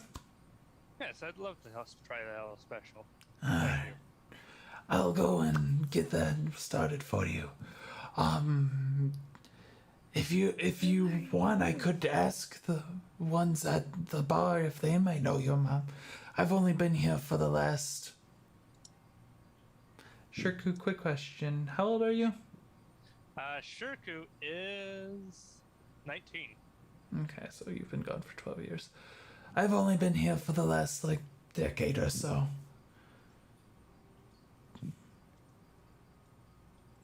Oh, that's so.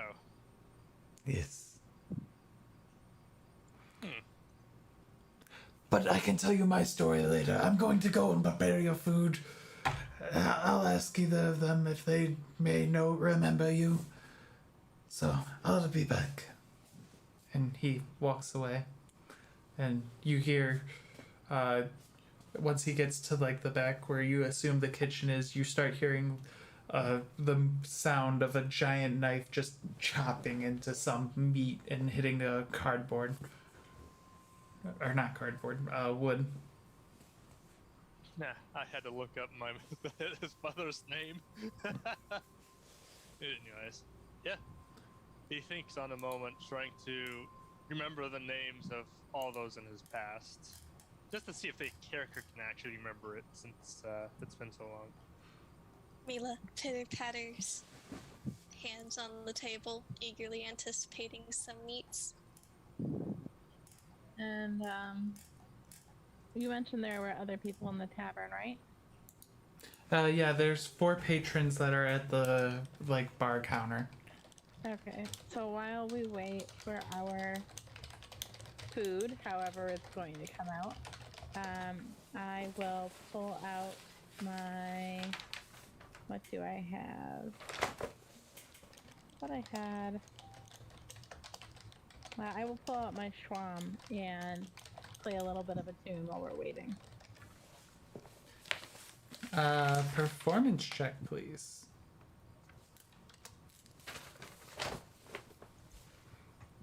Ooh. Mila's colors will brighten up. It's nice tropical tufts and feathers. Uh-oh. As Estrava starts performing, she is doing amazing. You don't think you've ever heard Estrava do a bad performance. She's always done, really well with all of her checks. Okay. So it's just another beautiful song from Estrava, where you guys are kind of a little more used to it because you spent 3 weeks on a boat hearing her playing a lot. The patrons all kind of just start looking, and as you kind of see them a little bit more, let me flip back, you see that it is one of the patrons is a Goliath. The other 2 of them you see are actually tieflings, and then one is actually a drow. They're just watching you and wrapped with your performance.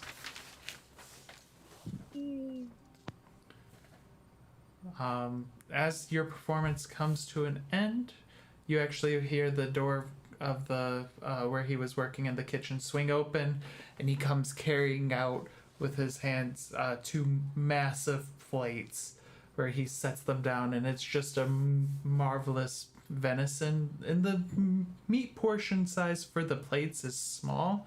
It looks like enough if you guys split it up that it'll do. Mila will try to go for a big lunch. But there's also a lot of delicious looking vegetable like salads and stuff like that on it. Thank you. How much would this all be? You are on an epic quest. Don't worry about that. Are you sure? I am positive. It is my honor to help take care of others in their time of need. Oh no, Asker is swooning. Asker just blushed a little bit. What's your name? Mila swipes Asker's meat. Can I roll a quick perception check just to make sure like everything's above board? Yes. Are you looking at like the meat, like the food being above board? Is that what you're checking on? Yeah. Make a medicine check. Okay. So you said you've arrived here only a decade ago. Yep, that is correct. I, Sir Tristram the Brave, arrived here a decade ago. I left here about 12 years ago. Huh. Interesting. You would have been just a wee lad back then. That I was.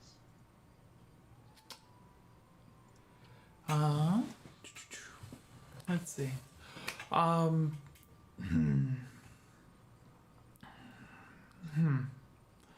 By chance, would you know someone that... Actually, before I ask that, does Shirku even remember his mother's name? Make a history check. Uh-oh. This is going to unlock some trauma. Oh. Let's find out.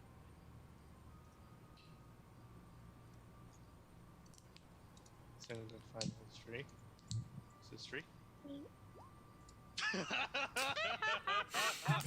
You think it was Helena? You think it was Helena.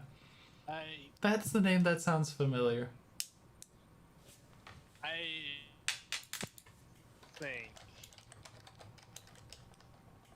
I think her name was Helena. Would you know someone by that name?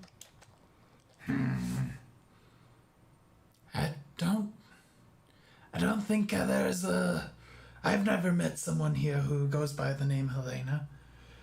And I've met pretty much everyone. There's only so many people here. We don't have... I try and take care of all of the visitors that come into town, but we don't have a lot.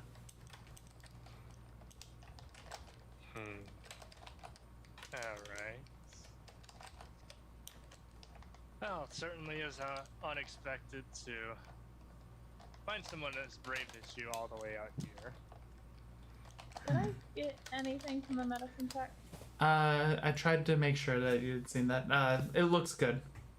Everything looks perfect. Actually, as you're like looking at it and inspecting it for poisons and stuff, he did a really good job cooking this food. Like, he could be cooking for the castle and they would be paying him bonuses. Perfect. So I'll take like a big bite and look at him then and kind of through a mouthful of food try to be a little persuasive and say, so you said you're Tristan the Brave, Sir Tristan the Brave. How Yes. did a knight wind up becoming an excellent chef? To be a knight, you must be able to provide for your compatriots and family. So you learn the practice. After hunting down and killing different creatures, you learn how to cook the meat properly. You learn which foods can and cannot be eaten. And then you end up as a tavern owner. He's got a point. Asker just chirps up. Is there a Mrs. the Brave? No, there is not. I've not found anyone. Ever since coming here, I haven't really had the... I was injured as I got here. That's a time for another story. Quick thing, Cypher, you do get 4 points, by the way, thanks to Risque. Injured? Was it by one of the demons outside, perhaps? Yes, there was a little boy that was out in the woods. He had garnered the attention of a couple of demons. I just watched as he was running away, and instead of letting them follow after him, I made sure to intercept. Took him down. It is a fierce battle, but Plomine protects those who fight for her. A little boy. How long ago was this? It was about a decade ago, before I came here. I stumbled on into this village, was taken care of, nursed back to health, and decided to open up this tavern to help anyone who come here. A decade ago, a little boy who ran. Was this little boy by chance carrying any form of weaponry? He had this oversized halberd on him, but it looked like he was way too small to actually be wielding it. Slowly looks over to my halberd. Slowly looks back. Anyway, it's not like I hope the boy escaped. I think he did. I'm glad that you have such faith. No, not faith. I know he did. He looks so confused and like he's just not getting it. Alright, to put 2 and 2 together, I left 12 years ago. You came here a decade ago. You saved the little boy from demons. He was wielding a halberd, and I have a halberd with me. Are you saying that you're that little boy? It could very be. Sounds accurate. Was the little boy half orc? I don't know. I didn't get... He was too far away. The demons... Yeah. But it's... I mean, that halberd does... And he just kind of like scratches his... Like, because he does have like the feline features, and he's just kind of scratching with his claws. Would you like a closer look? I am proud that my last moments of being on the battlefield were able to help you. It is an honor to meet you, and I would love to help you again. It is an honor to meet you. I am Shirku. Shirku. It is good to meet you. I still haven't met... I haven't met any half-orcs that are named Helena at all. She's not a half-orc. She's a drow.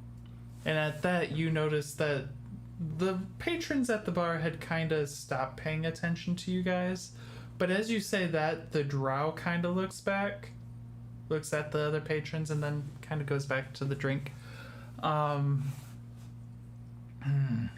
still don't know any of them named Helena.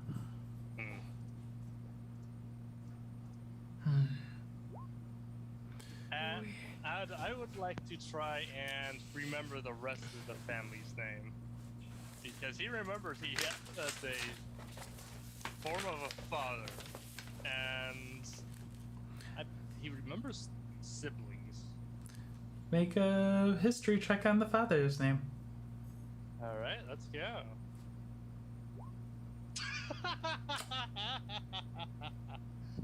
I'm just gonna say no, you don't remember their names.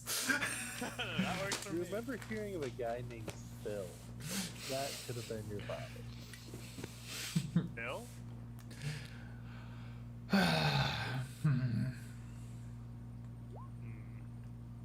don't know. I don't know of any who've talked about losing a child either.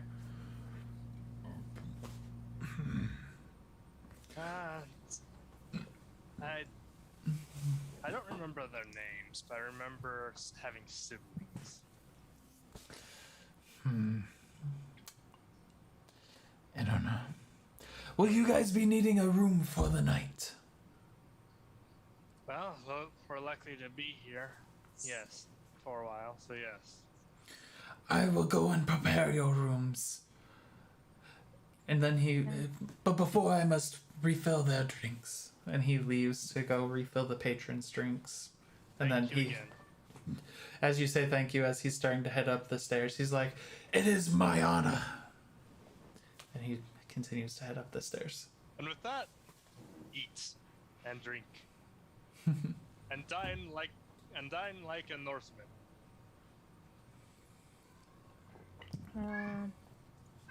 So Strava's gonna eat a little bit more and then go back to playing some music, and I'll also use like prestidigitation to put a little bit of like Pizzazz. pizzazz onto it. Yeah. Nice. For the next like hour or so for the eating and the playing, most of the patrons near about the 45-minute mark, they start to get up. The Goliath like throws over 5 gold pieces, and thanks for your performance. And then the tiefling, seeing that both they look at each other, and it's one male, one female, they pull out 10 gold and hand it to you as well. Oh. Awesome. And then discreetly, while the chef is still in the back room, since he didn't let us pay for his meal, our meal, I'm just gonna like put it in this tip jar. Nice. And as you do that, you watch as you go up, because the tip jars would be at the counter. The drow quickly, as you start getting up to go that way, gets up, and he actually starts to leave as well. So leaving you guys alone there. Okay.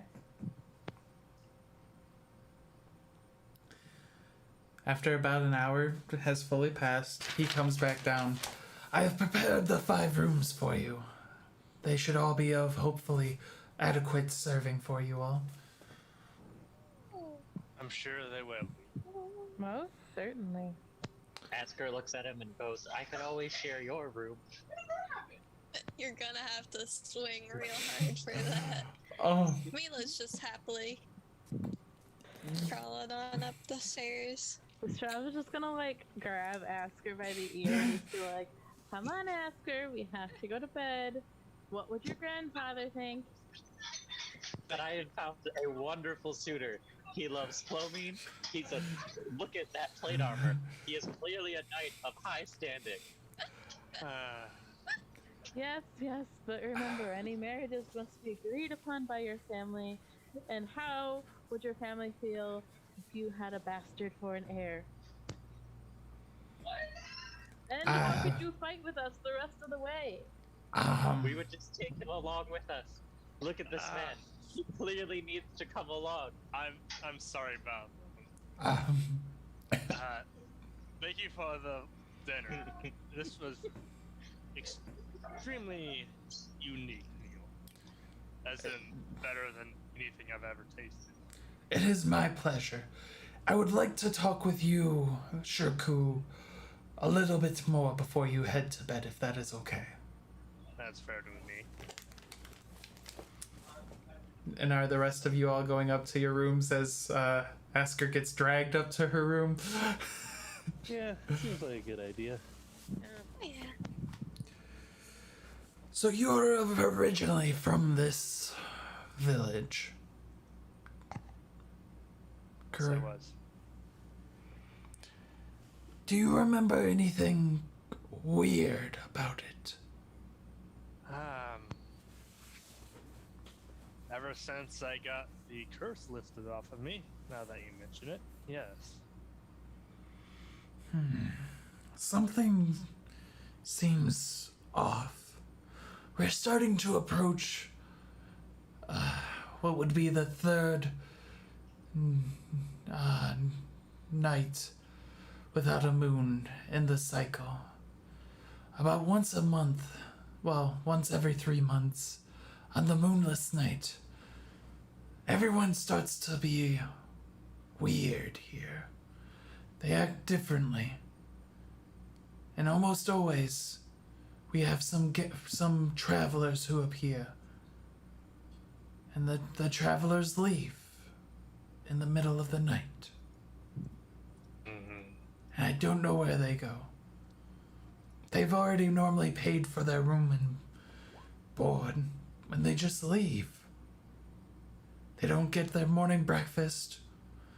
They don't get their morning provisions that I give to everyone so that way they can go on and have I like to provide for my people. But they don't get any of that. And it's only on the 3rd of the moon, of the no moon month. Alright. If I may ask, who were you before you became an innkeeper? I was Sir Tristram the Brave, a righteous paladin of Plomine. Paladin. I come from Dawnbug, where I had to learn to fight to protect the road. So that way everyone would be safe.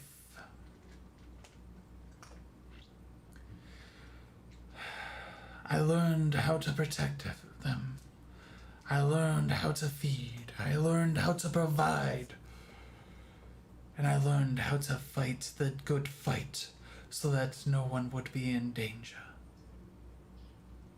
I want to check insight real quick to see if he's altering anything. Roll that insight. I doubt he is. He is being very, very upfront with you. Perfect. Thank you for being upfront with me. You remind me of a certain admiral I ran into at one point. Interesting. Yes, the Draconian that wielded 2 great swords. Sounds like a giant of a Draconian. I would have loved to. I assume he was for Plomine. He was for the other continent. I don't know much else besides I've talked to him a few times. Good. Well, most are always. There we go. Well, I'll be upfront with you too, and I suppose I should be more specific in the what's going on, since you seem to be unique in these lands and don't seem afraid of what might occur. Plomine will protect me. Plomine will guide. That is why I have to assume Plomine is the reason I'm here today. Probably. So that way I could be a beacon of hope and light for all of these. Speaking of, it's probably better to go somewhere more private so no one else overhears. There's no one, well, besides your companions above us, there's no one here. Good. On that note, then, we came here because there's been trouble brewing in this direction. Trouble. And you know of the demons surrounding this place. How it's more hoarded than normal. That I do. The Well, woods are 12 infected. 12 years ago, before I left, as I mentioned, I was under a curse. Most of my memories were altered by someone extremely powerful. My mother gave me this halberd, and I ran. From the illusion, this entire place was burnt down and the fire went out. But obviously, that never happened. Outside of the illusion, there was the same man stands next to my mother. A man with black eyes. A lot of. Well, you say a man. Is this a human man or is it? I can't tell what to say to you, but I don't think he's human, considering when he opens his eyes, they look like a cracked mirror.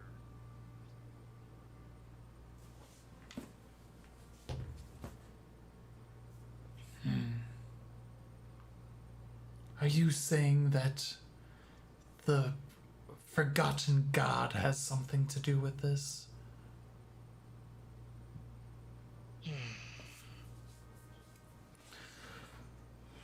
You said that in your visions the tower flame went out?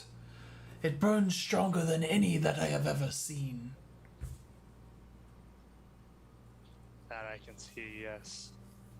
I was out there doing, from what I could tell, is what he told me in my other dream visions, instead of illusion, is that the purpose was to kill demons and send them to distract someone. Interesting. I don't understand. But I don't think that has anything to do with the weirdness of the moonless night. I could be wrong. And apparently my mother made a deal with him. Deals with the Forgotten One do not go well for those who make them. Apparently. I'm just caught in the middle of the fight. Either way, because I went to some people like to call it paradise, and one of my friends like to call it another. The island's filled with dinosaurs, and a certain druid, and a certain goddess. You said that your mother is a drow, correct? Yes. I mean, it's not like there's a lot of them here. I think there's maybe 8 drow that live in this town. 8. And of those 8, only 3 are female. Alright. Beyond that... Does the name... It would have to either, if she still lives here, it would either be Amodra, Nalzedi, or, what's the last one's name? I believe the last one's name was Armani.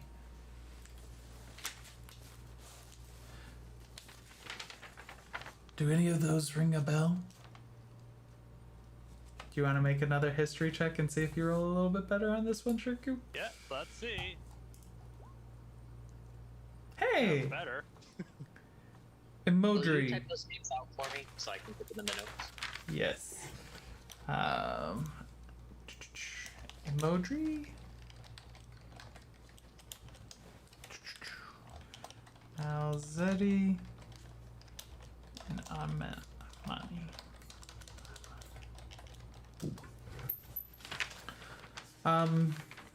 All 3 of them actually sound familiar. Nalzedi and Armani are actually older sisters of yours. And Armodri is your mother. Huh. So even that part was changed. I see. At least... I think so. Oh. The names sound familiar. One of my mother and 2 sisters.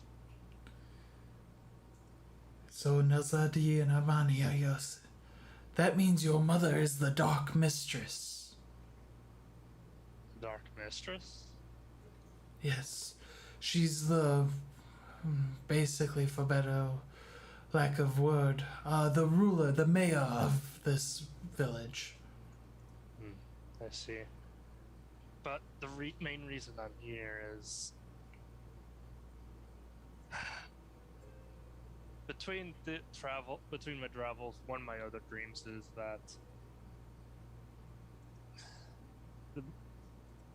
he was sending one of his 4 loyal followers here to kill my mother, at least in his words, for a break in agreement. We will have to protect her early in the morning. I will have to go to her.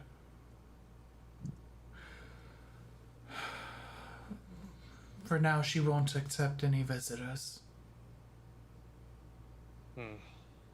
How... I wish to come with you too when you head out. Should I rouse the others as well? Yes, please. I will wake you all before the crack of dawn, so you may partake in glorious breakfast then. Yes, please. And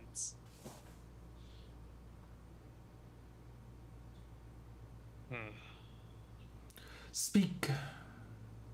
well, I'm unsure whether this person would strike during the day or during the nights, but I just know she will not accept any visitors at night. Most of the town goes to sleep at night. It's why you saw everyone leaving so early, compared to what we may be used to from other parts of the world. alright. Thank you for the information, and thank you for your help. It is my honor. Now rest. We'll have a glorious morning to return to. That I'm sure we will. And he leads you up to your room, the one that's still open, because as you guys got into the different rooms, again, it's a small tavern. Like, because it's a small place. But there were still about 8 different rooms that you guys could have picked. You had seen that 3 of the doors were shut, 5 of the doors were open. Each of the beds, it's only about the size of a twin. But as you guys laid on it, everyone besides probably Asker had never slept on a more comfortable bed. Like, Neat. yeah. Is this like Asker acceptable levels of comfort though? Yes. Like, you wouldn't have found...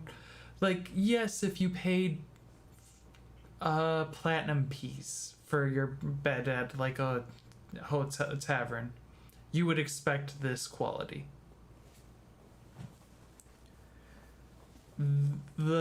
What he makes up for in not having as much things, he takes the time to make sure you can tell that he's padded everything rather well with different materials, so that way it actually feels comfortable to sit in. Like, he is put all of his work and effort into making sure that your guys' experience in PyreHelm is wonderful. Before I do head off, I'd like to shake his hands. He grasps it firmly. And Shirku's a big guy. Yep. Leonin is a little bit bigger. Oh yeah, I can't imagine that. He's about 6'8". Yes. Ooh, yes. So that is a nice firm grip from both. Yep. Rightful one. Anything happen as you guys were heading to bed, or are we just going to the morning? I'm gonna straight up warn them to keep an eye out during the night, because adventures apparently come at some point during time, or visit the tavern, get a room, but they disappear during the next day, or just straight up leave. Sorry for the chuckle. I saw the cat biting at someone's face or neck. Just once Keeps headbutting the back of my head. That just means it's a good cat. So Shirku warns you all to keep an eye out. Yes, be wary. He goes knocking at your doors because he's been down there for a little bit. I was about to say Mila's sleeping. Yeah, I go around knocking doors, warning everybody. Asger's in her paladin PJs. Oh no. And Shirku doesn't care about paladin PJs. Is it like Anthony got the joke. That's all it was. Yeah. So the night goes by. Nothing really of note happens. Everyone gets a marvelous rest compared to when they were on the boat or when they were on the island. And you guys wake up. Well, I would say you wake up peacefully, but instead you wake up to the pounding on the door. Your breakfast is ready. And because Shirku's used to getting up early. And when I say early, I mean 4 a.m. early. Oh my. I was like, ask her early because she's usually up pretty early to start prayers and stuff. Yeah, like 4 a.m. early.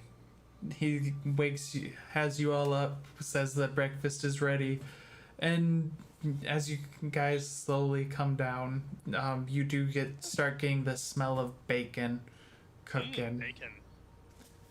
The sweet Daddy nectar. meets hustles down the stairs. Yes, bacon. Um, we're just racing each other for bacon. and like as you guys come down, Who knows what's up here? There's not gonna be any left for these slow pokes. As I'm assuming the rest of you take a little bit longer to get down because you don't like immediately make a beeline to the bacon. There is no bacon left, but there is plenty of like fruits and stuff like that, delectables, doughy substances that one might say might be like a French toast. Perfect. Munch down like baking. It is good food. This is the happiest Asger's been with the cooking this entire adventure. Like, the boat was good, but like, this is like Asger level yes. Strava's just gonna like grab some fruit on a plate, grab some coffee, and just like go curl up by like the nearest fireplace in a very like flop-like fashion. As you curl up there and he sees that you go and curl up, he actually goes and lights the fireplace because he didn't have it lit before. And he's like, I'm so sorry about that. I will have it for you right now. And lights it up for you. Like he got up from his breakfast and went over and did that. Oh, thank you so much. And while you're here, who knighted you? The Baron of Sorry, Rin's problem with names popped up. The Baron of Dawnburg was the one who knighted me. Is that on? Is that a? That's on this location continent. Okay. Yeah. It would be one you might be a little bit more familiar with. It is. Let me pop you guys over to the map. What were the three names again? Amore, Nalzetti, and Armani. They're in the chat on Roll20. It is number 7 on this map. It's pretty close to. It's one of the main trading routes you go to get to the capital of the area. Okay. Of Ashenbrook. Okay. So I do believe I've heard of that location in the taverns, mentioned in the taverns that I've been in before. It's a pretty populated place, like compared to most of Ashenbrook. A lot of knights there, a lot of paladins. Like they have a military force there. It's one of the main things that they use for a lifeline too. There's not a lot of like roads and stuff like that in Ashenbrook area. This is one of the main roads that is actually used consistently. So. Okay. But yes, I was knighted in Dawnburg, from the, yes. Sorry, it's been a while, but. No. Well, he made a very good choice. I heard that cat. Cat. Sorry. You're fine. Cats are always acceptable distractions. Yes. Well, in Oh. any case, he made an excellent decision. I thank you. And he bows his head to you and then goes back to his breakfast. I don't know if you all heard, but we will be making our way to go see the Dark Mistress this morning. To make sure she knows that there may be worry for her life.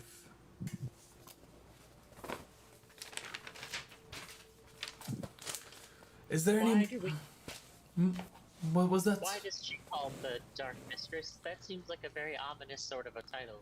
She is the mistress of PyreHelm, and she is a drow, which means her skin is as black as night. So she earned the moniker, the Dark Mistress. This makes sense. It should be reasonable, considering I'm half drow, so yeah, it fits. Do you have any So then more? do we go? Oh, as soon as everyone is finished, do you have more information about this being that's coming to attack her? Oh. Isn't that Mr. Mears? One of the 4 honored minions of that person, yes.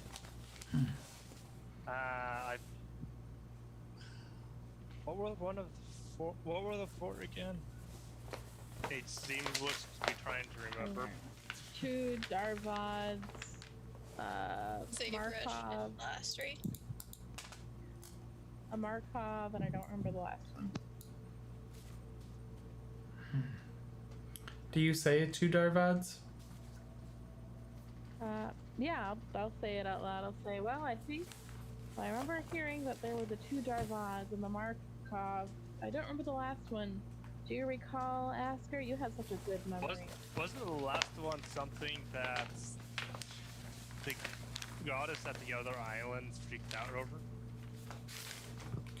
I think Dark. that was one of the Darvads. Darvad. No. Well, Yeah, the bad ones. interesting. Familiar with them?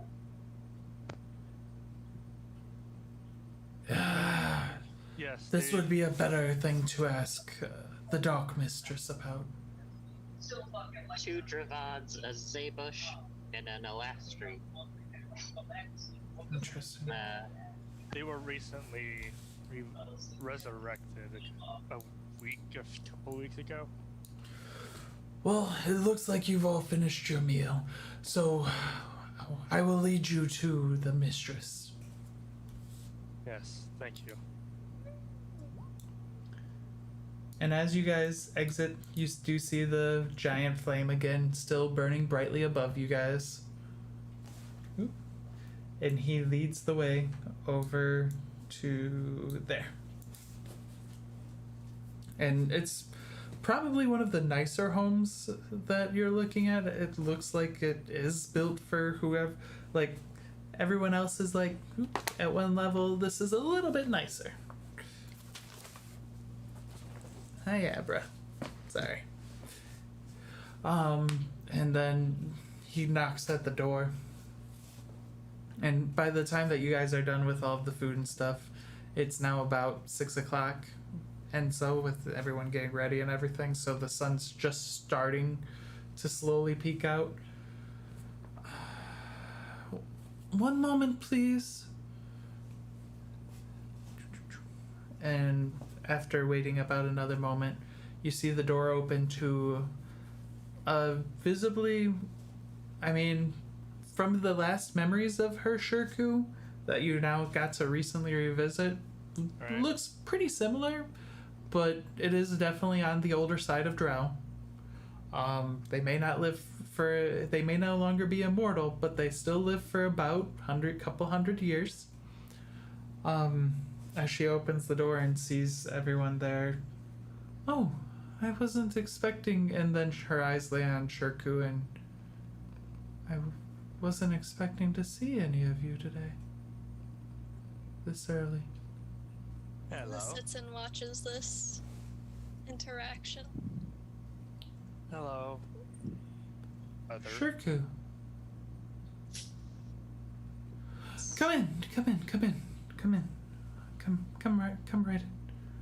And she kind of holds the door open for you all to enter. And she is, it looks like she's in like a nice morning gown and stuff. And she had just put that on and has like clothes, like a robe over everything. And she's just like waiting for you all to enter. I enter. I'll go in. And considering everything in my memories was an illusion, I'd definitely taken a look around just to get. It's a nice home. There's a couple of different family portraits, mainly none with any older, like anyone who looks like it might be her significant other at all. Mostly it's just with her children. None from over 12 years ago, it looks like. Most of them look more recent, like she's updated them all, or at least has continuously updated them. She has a couple of different like armaments on like the side, like there's a shield and a couple of swords. You guys, as you enter, you do get hints of seeing up on top there's a spiral staircase, and you see some bookshelves that are sitting like up in that room that you guys don't really get, you only get like a glimpse of.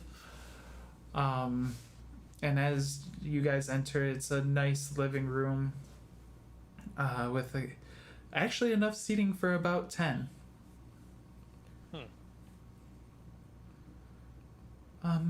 If you don't mind, I'm gonna go change real quick. Alright. Go ahead. What is she wearing? Morning robe and like just like she had just woken up. She wasn't really expecting anyone to be here. So she heads up. You guys have about 5 or 6 minutes. Taking. I wish I was a different character to make a joke on this of some sort at Shirku's expense. I'm curious what that would be. But I listen into the house and try and see if anything else is going on, or Perception check? anyone spying or sneaking around. Perception check? Okay. Nothing really. You don't really hear much. Oh. Divine Sense, eh? Uh-oh. Uh-oh. Nothing I'll ask her. pings on that.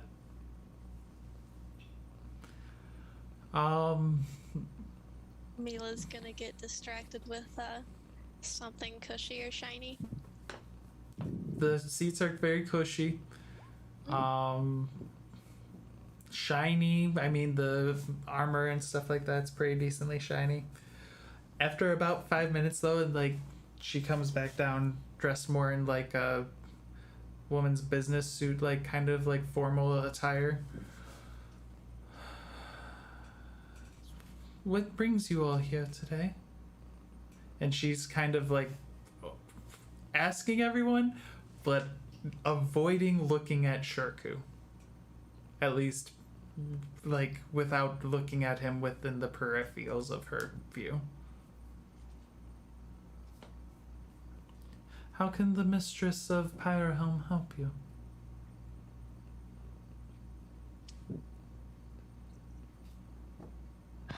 It's all eyes on you, Shirku. Alright. Well, to get down to the point, we believe you're in danger. At least I do. My dear child, what makes you think I'm in danger? A deal was broken. That kind of danger. What deal do you think is broken?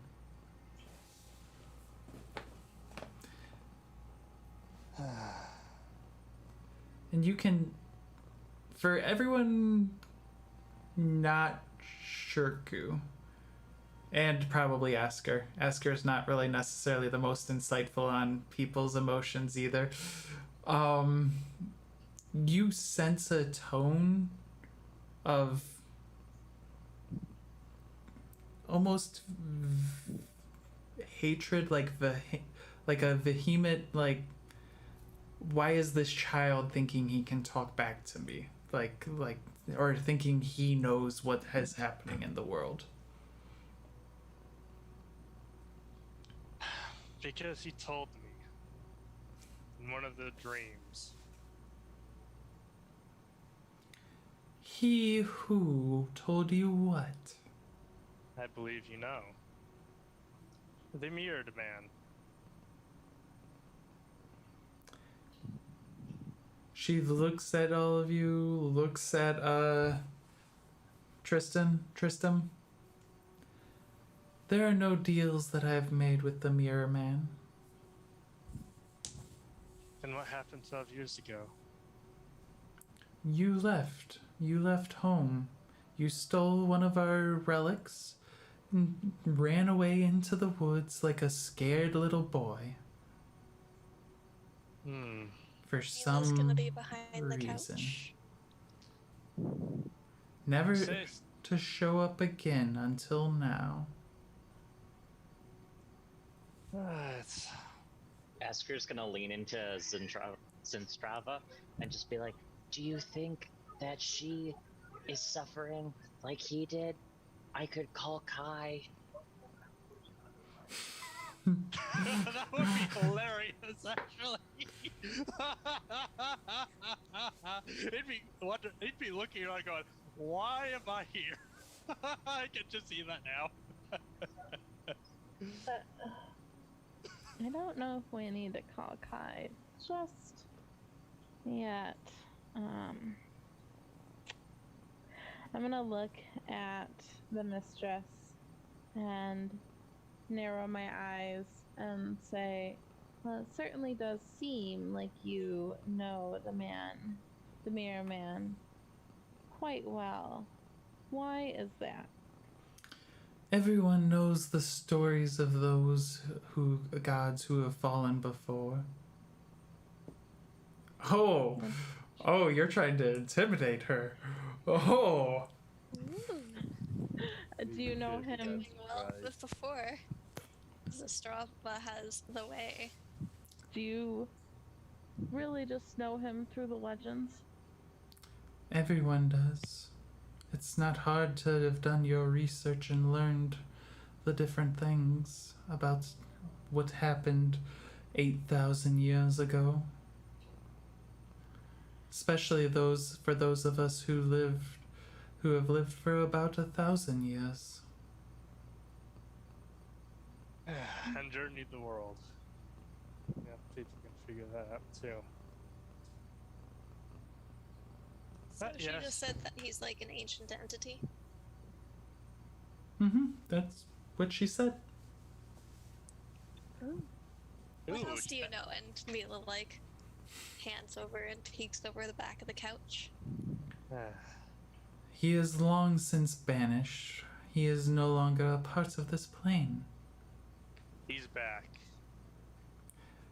You expect me to believe a small child that runs away because he gets his feelings hurt knows anything about the Man of Mias? No, but I'm sure a couple of goddesses do. Cypher's gonna pipe up here. Lady, I did the detection myself. He didn't run away. Someone altered his memory. That's not simple magic. Hell, it took a lot to even detect that level of magic. God, did we lose a lot of stuff undoing that level of magic. You're right. From what I recall, he gave me this halberd, and I was sent away. Sure. Like I'm going to take the word of a runaway and his friends. You kind of notice Tristram's kind of just being very quiet, like subservient almost, one would say.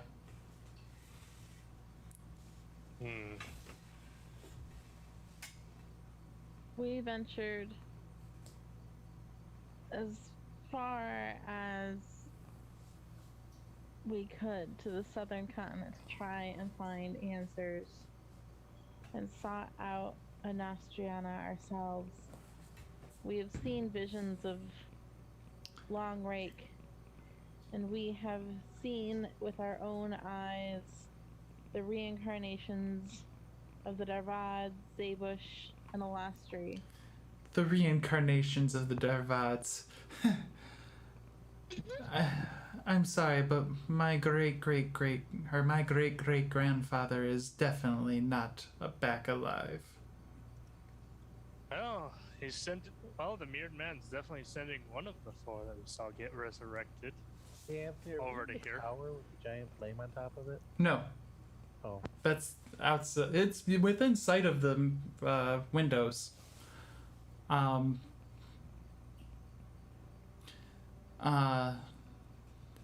the Darvads are not. They are long since buried. Perhaps they once were, but no I mean, longer. the only they're Darvads dead now. that aren't buried are standing in. Well, one of them is standing in front of you. Uh-oh, Shirku. Lets him absorb that or something. Is that so? Yes, they are our great grandparents, Ikaru and. Oop. Yeah, you're not gonna let me look at that, are you, Abra? Ikaru and Cairo. Oh, Cairo. While we're speaking, I lean over to whisper to our wizard, and you think you could use it to detect magic quietly? To see if there's the same effect. Alright. Are you going Esther to? just has the crystal out of the pack, and it's next to her. She makes eye contact with you, just goes, eh? Are you going to cast detect magic? And are you going to stealthily cast it? yeah, I'll stealthily cast it. Make that stealth check. Oh no.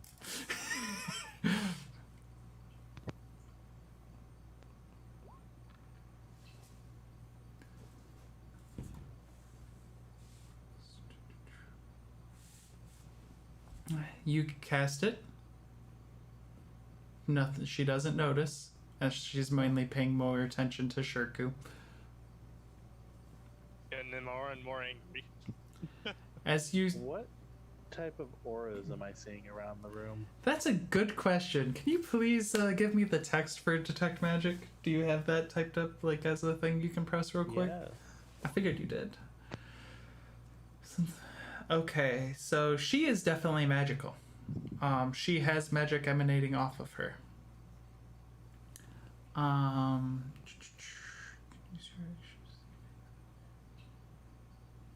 Though whether or not it's her or her items on her, because as you kind of look at her, she kind of looks like she has magic all around her. What school is it from? Mostly abjuration. The ones the magic that's around her, she's put some sort of protection on herself. So you don't get any of the 1 foot of stone, inch of common metal, thin sheet of lead, 3 feet. Okay, so you do get up above you. There is some magic items above as well, some different variations. You definitely do notice that the shield. Not the shield, how there's the shield and the swords. One of the swords is magical there. And there's some magic up top. And yeah, mostly that's Here's it. a question. I know it's 30 feet, but does the giant tower give off an aura? Do you get up and walk closer to that? Yeah, I'm just gonna say I want, the whole, I'm just gonna look out the window. Make to extend it a little bit, because it is a little bit longer than 30 feet. Make an Arcana check for me.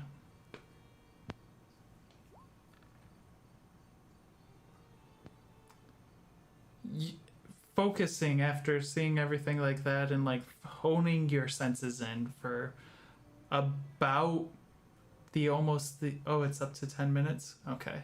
For about a minute of concentrating intently on just that. I need you to make a wisdom saving throw. Oh no.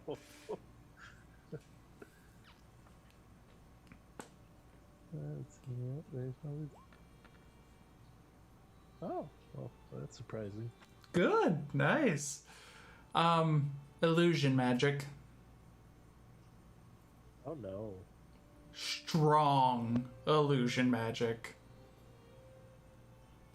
Like, you've heard of 9th level spells. Stronger illusion magic than that. On the fire? Mm-hmm.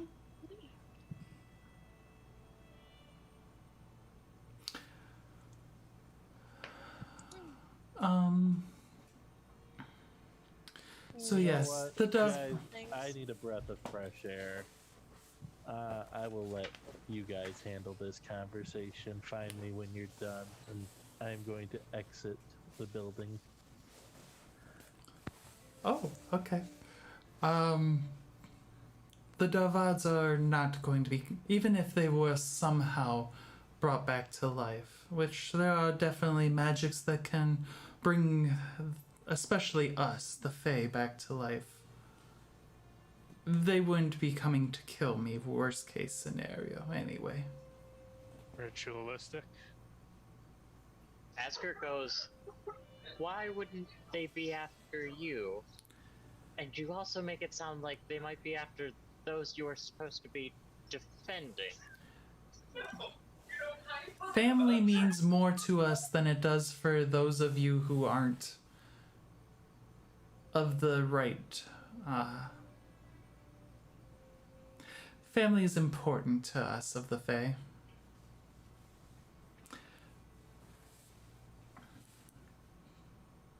I have to ask Cypher because I am intensely curious.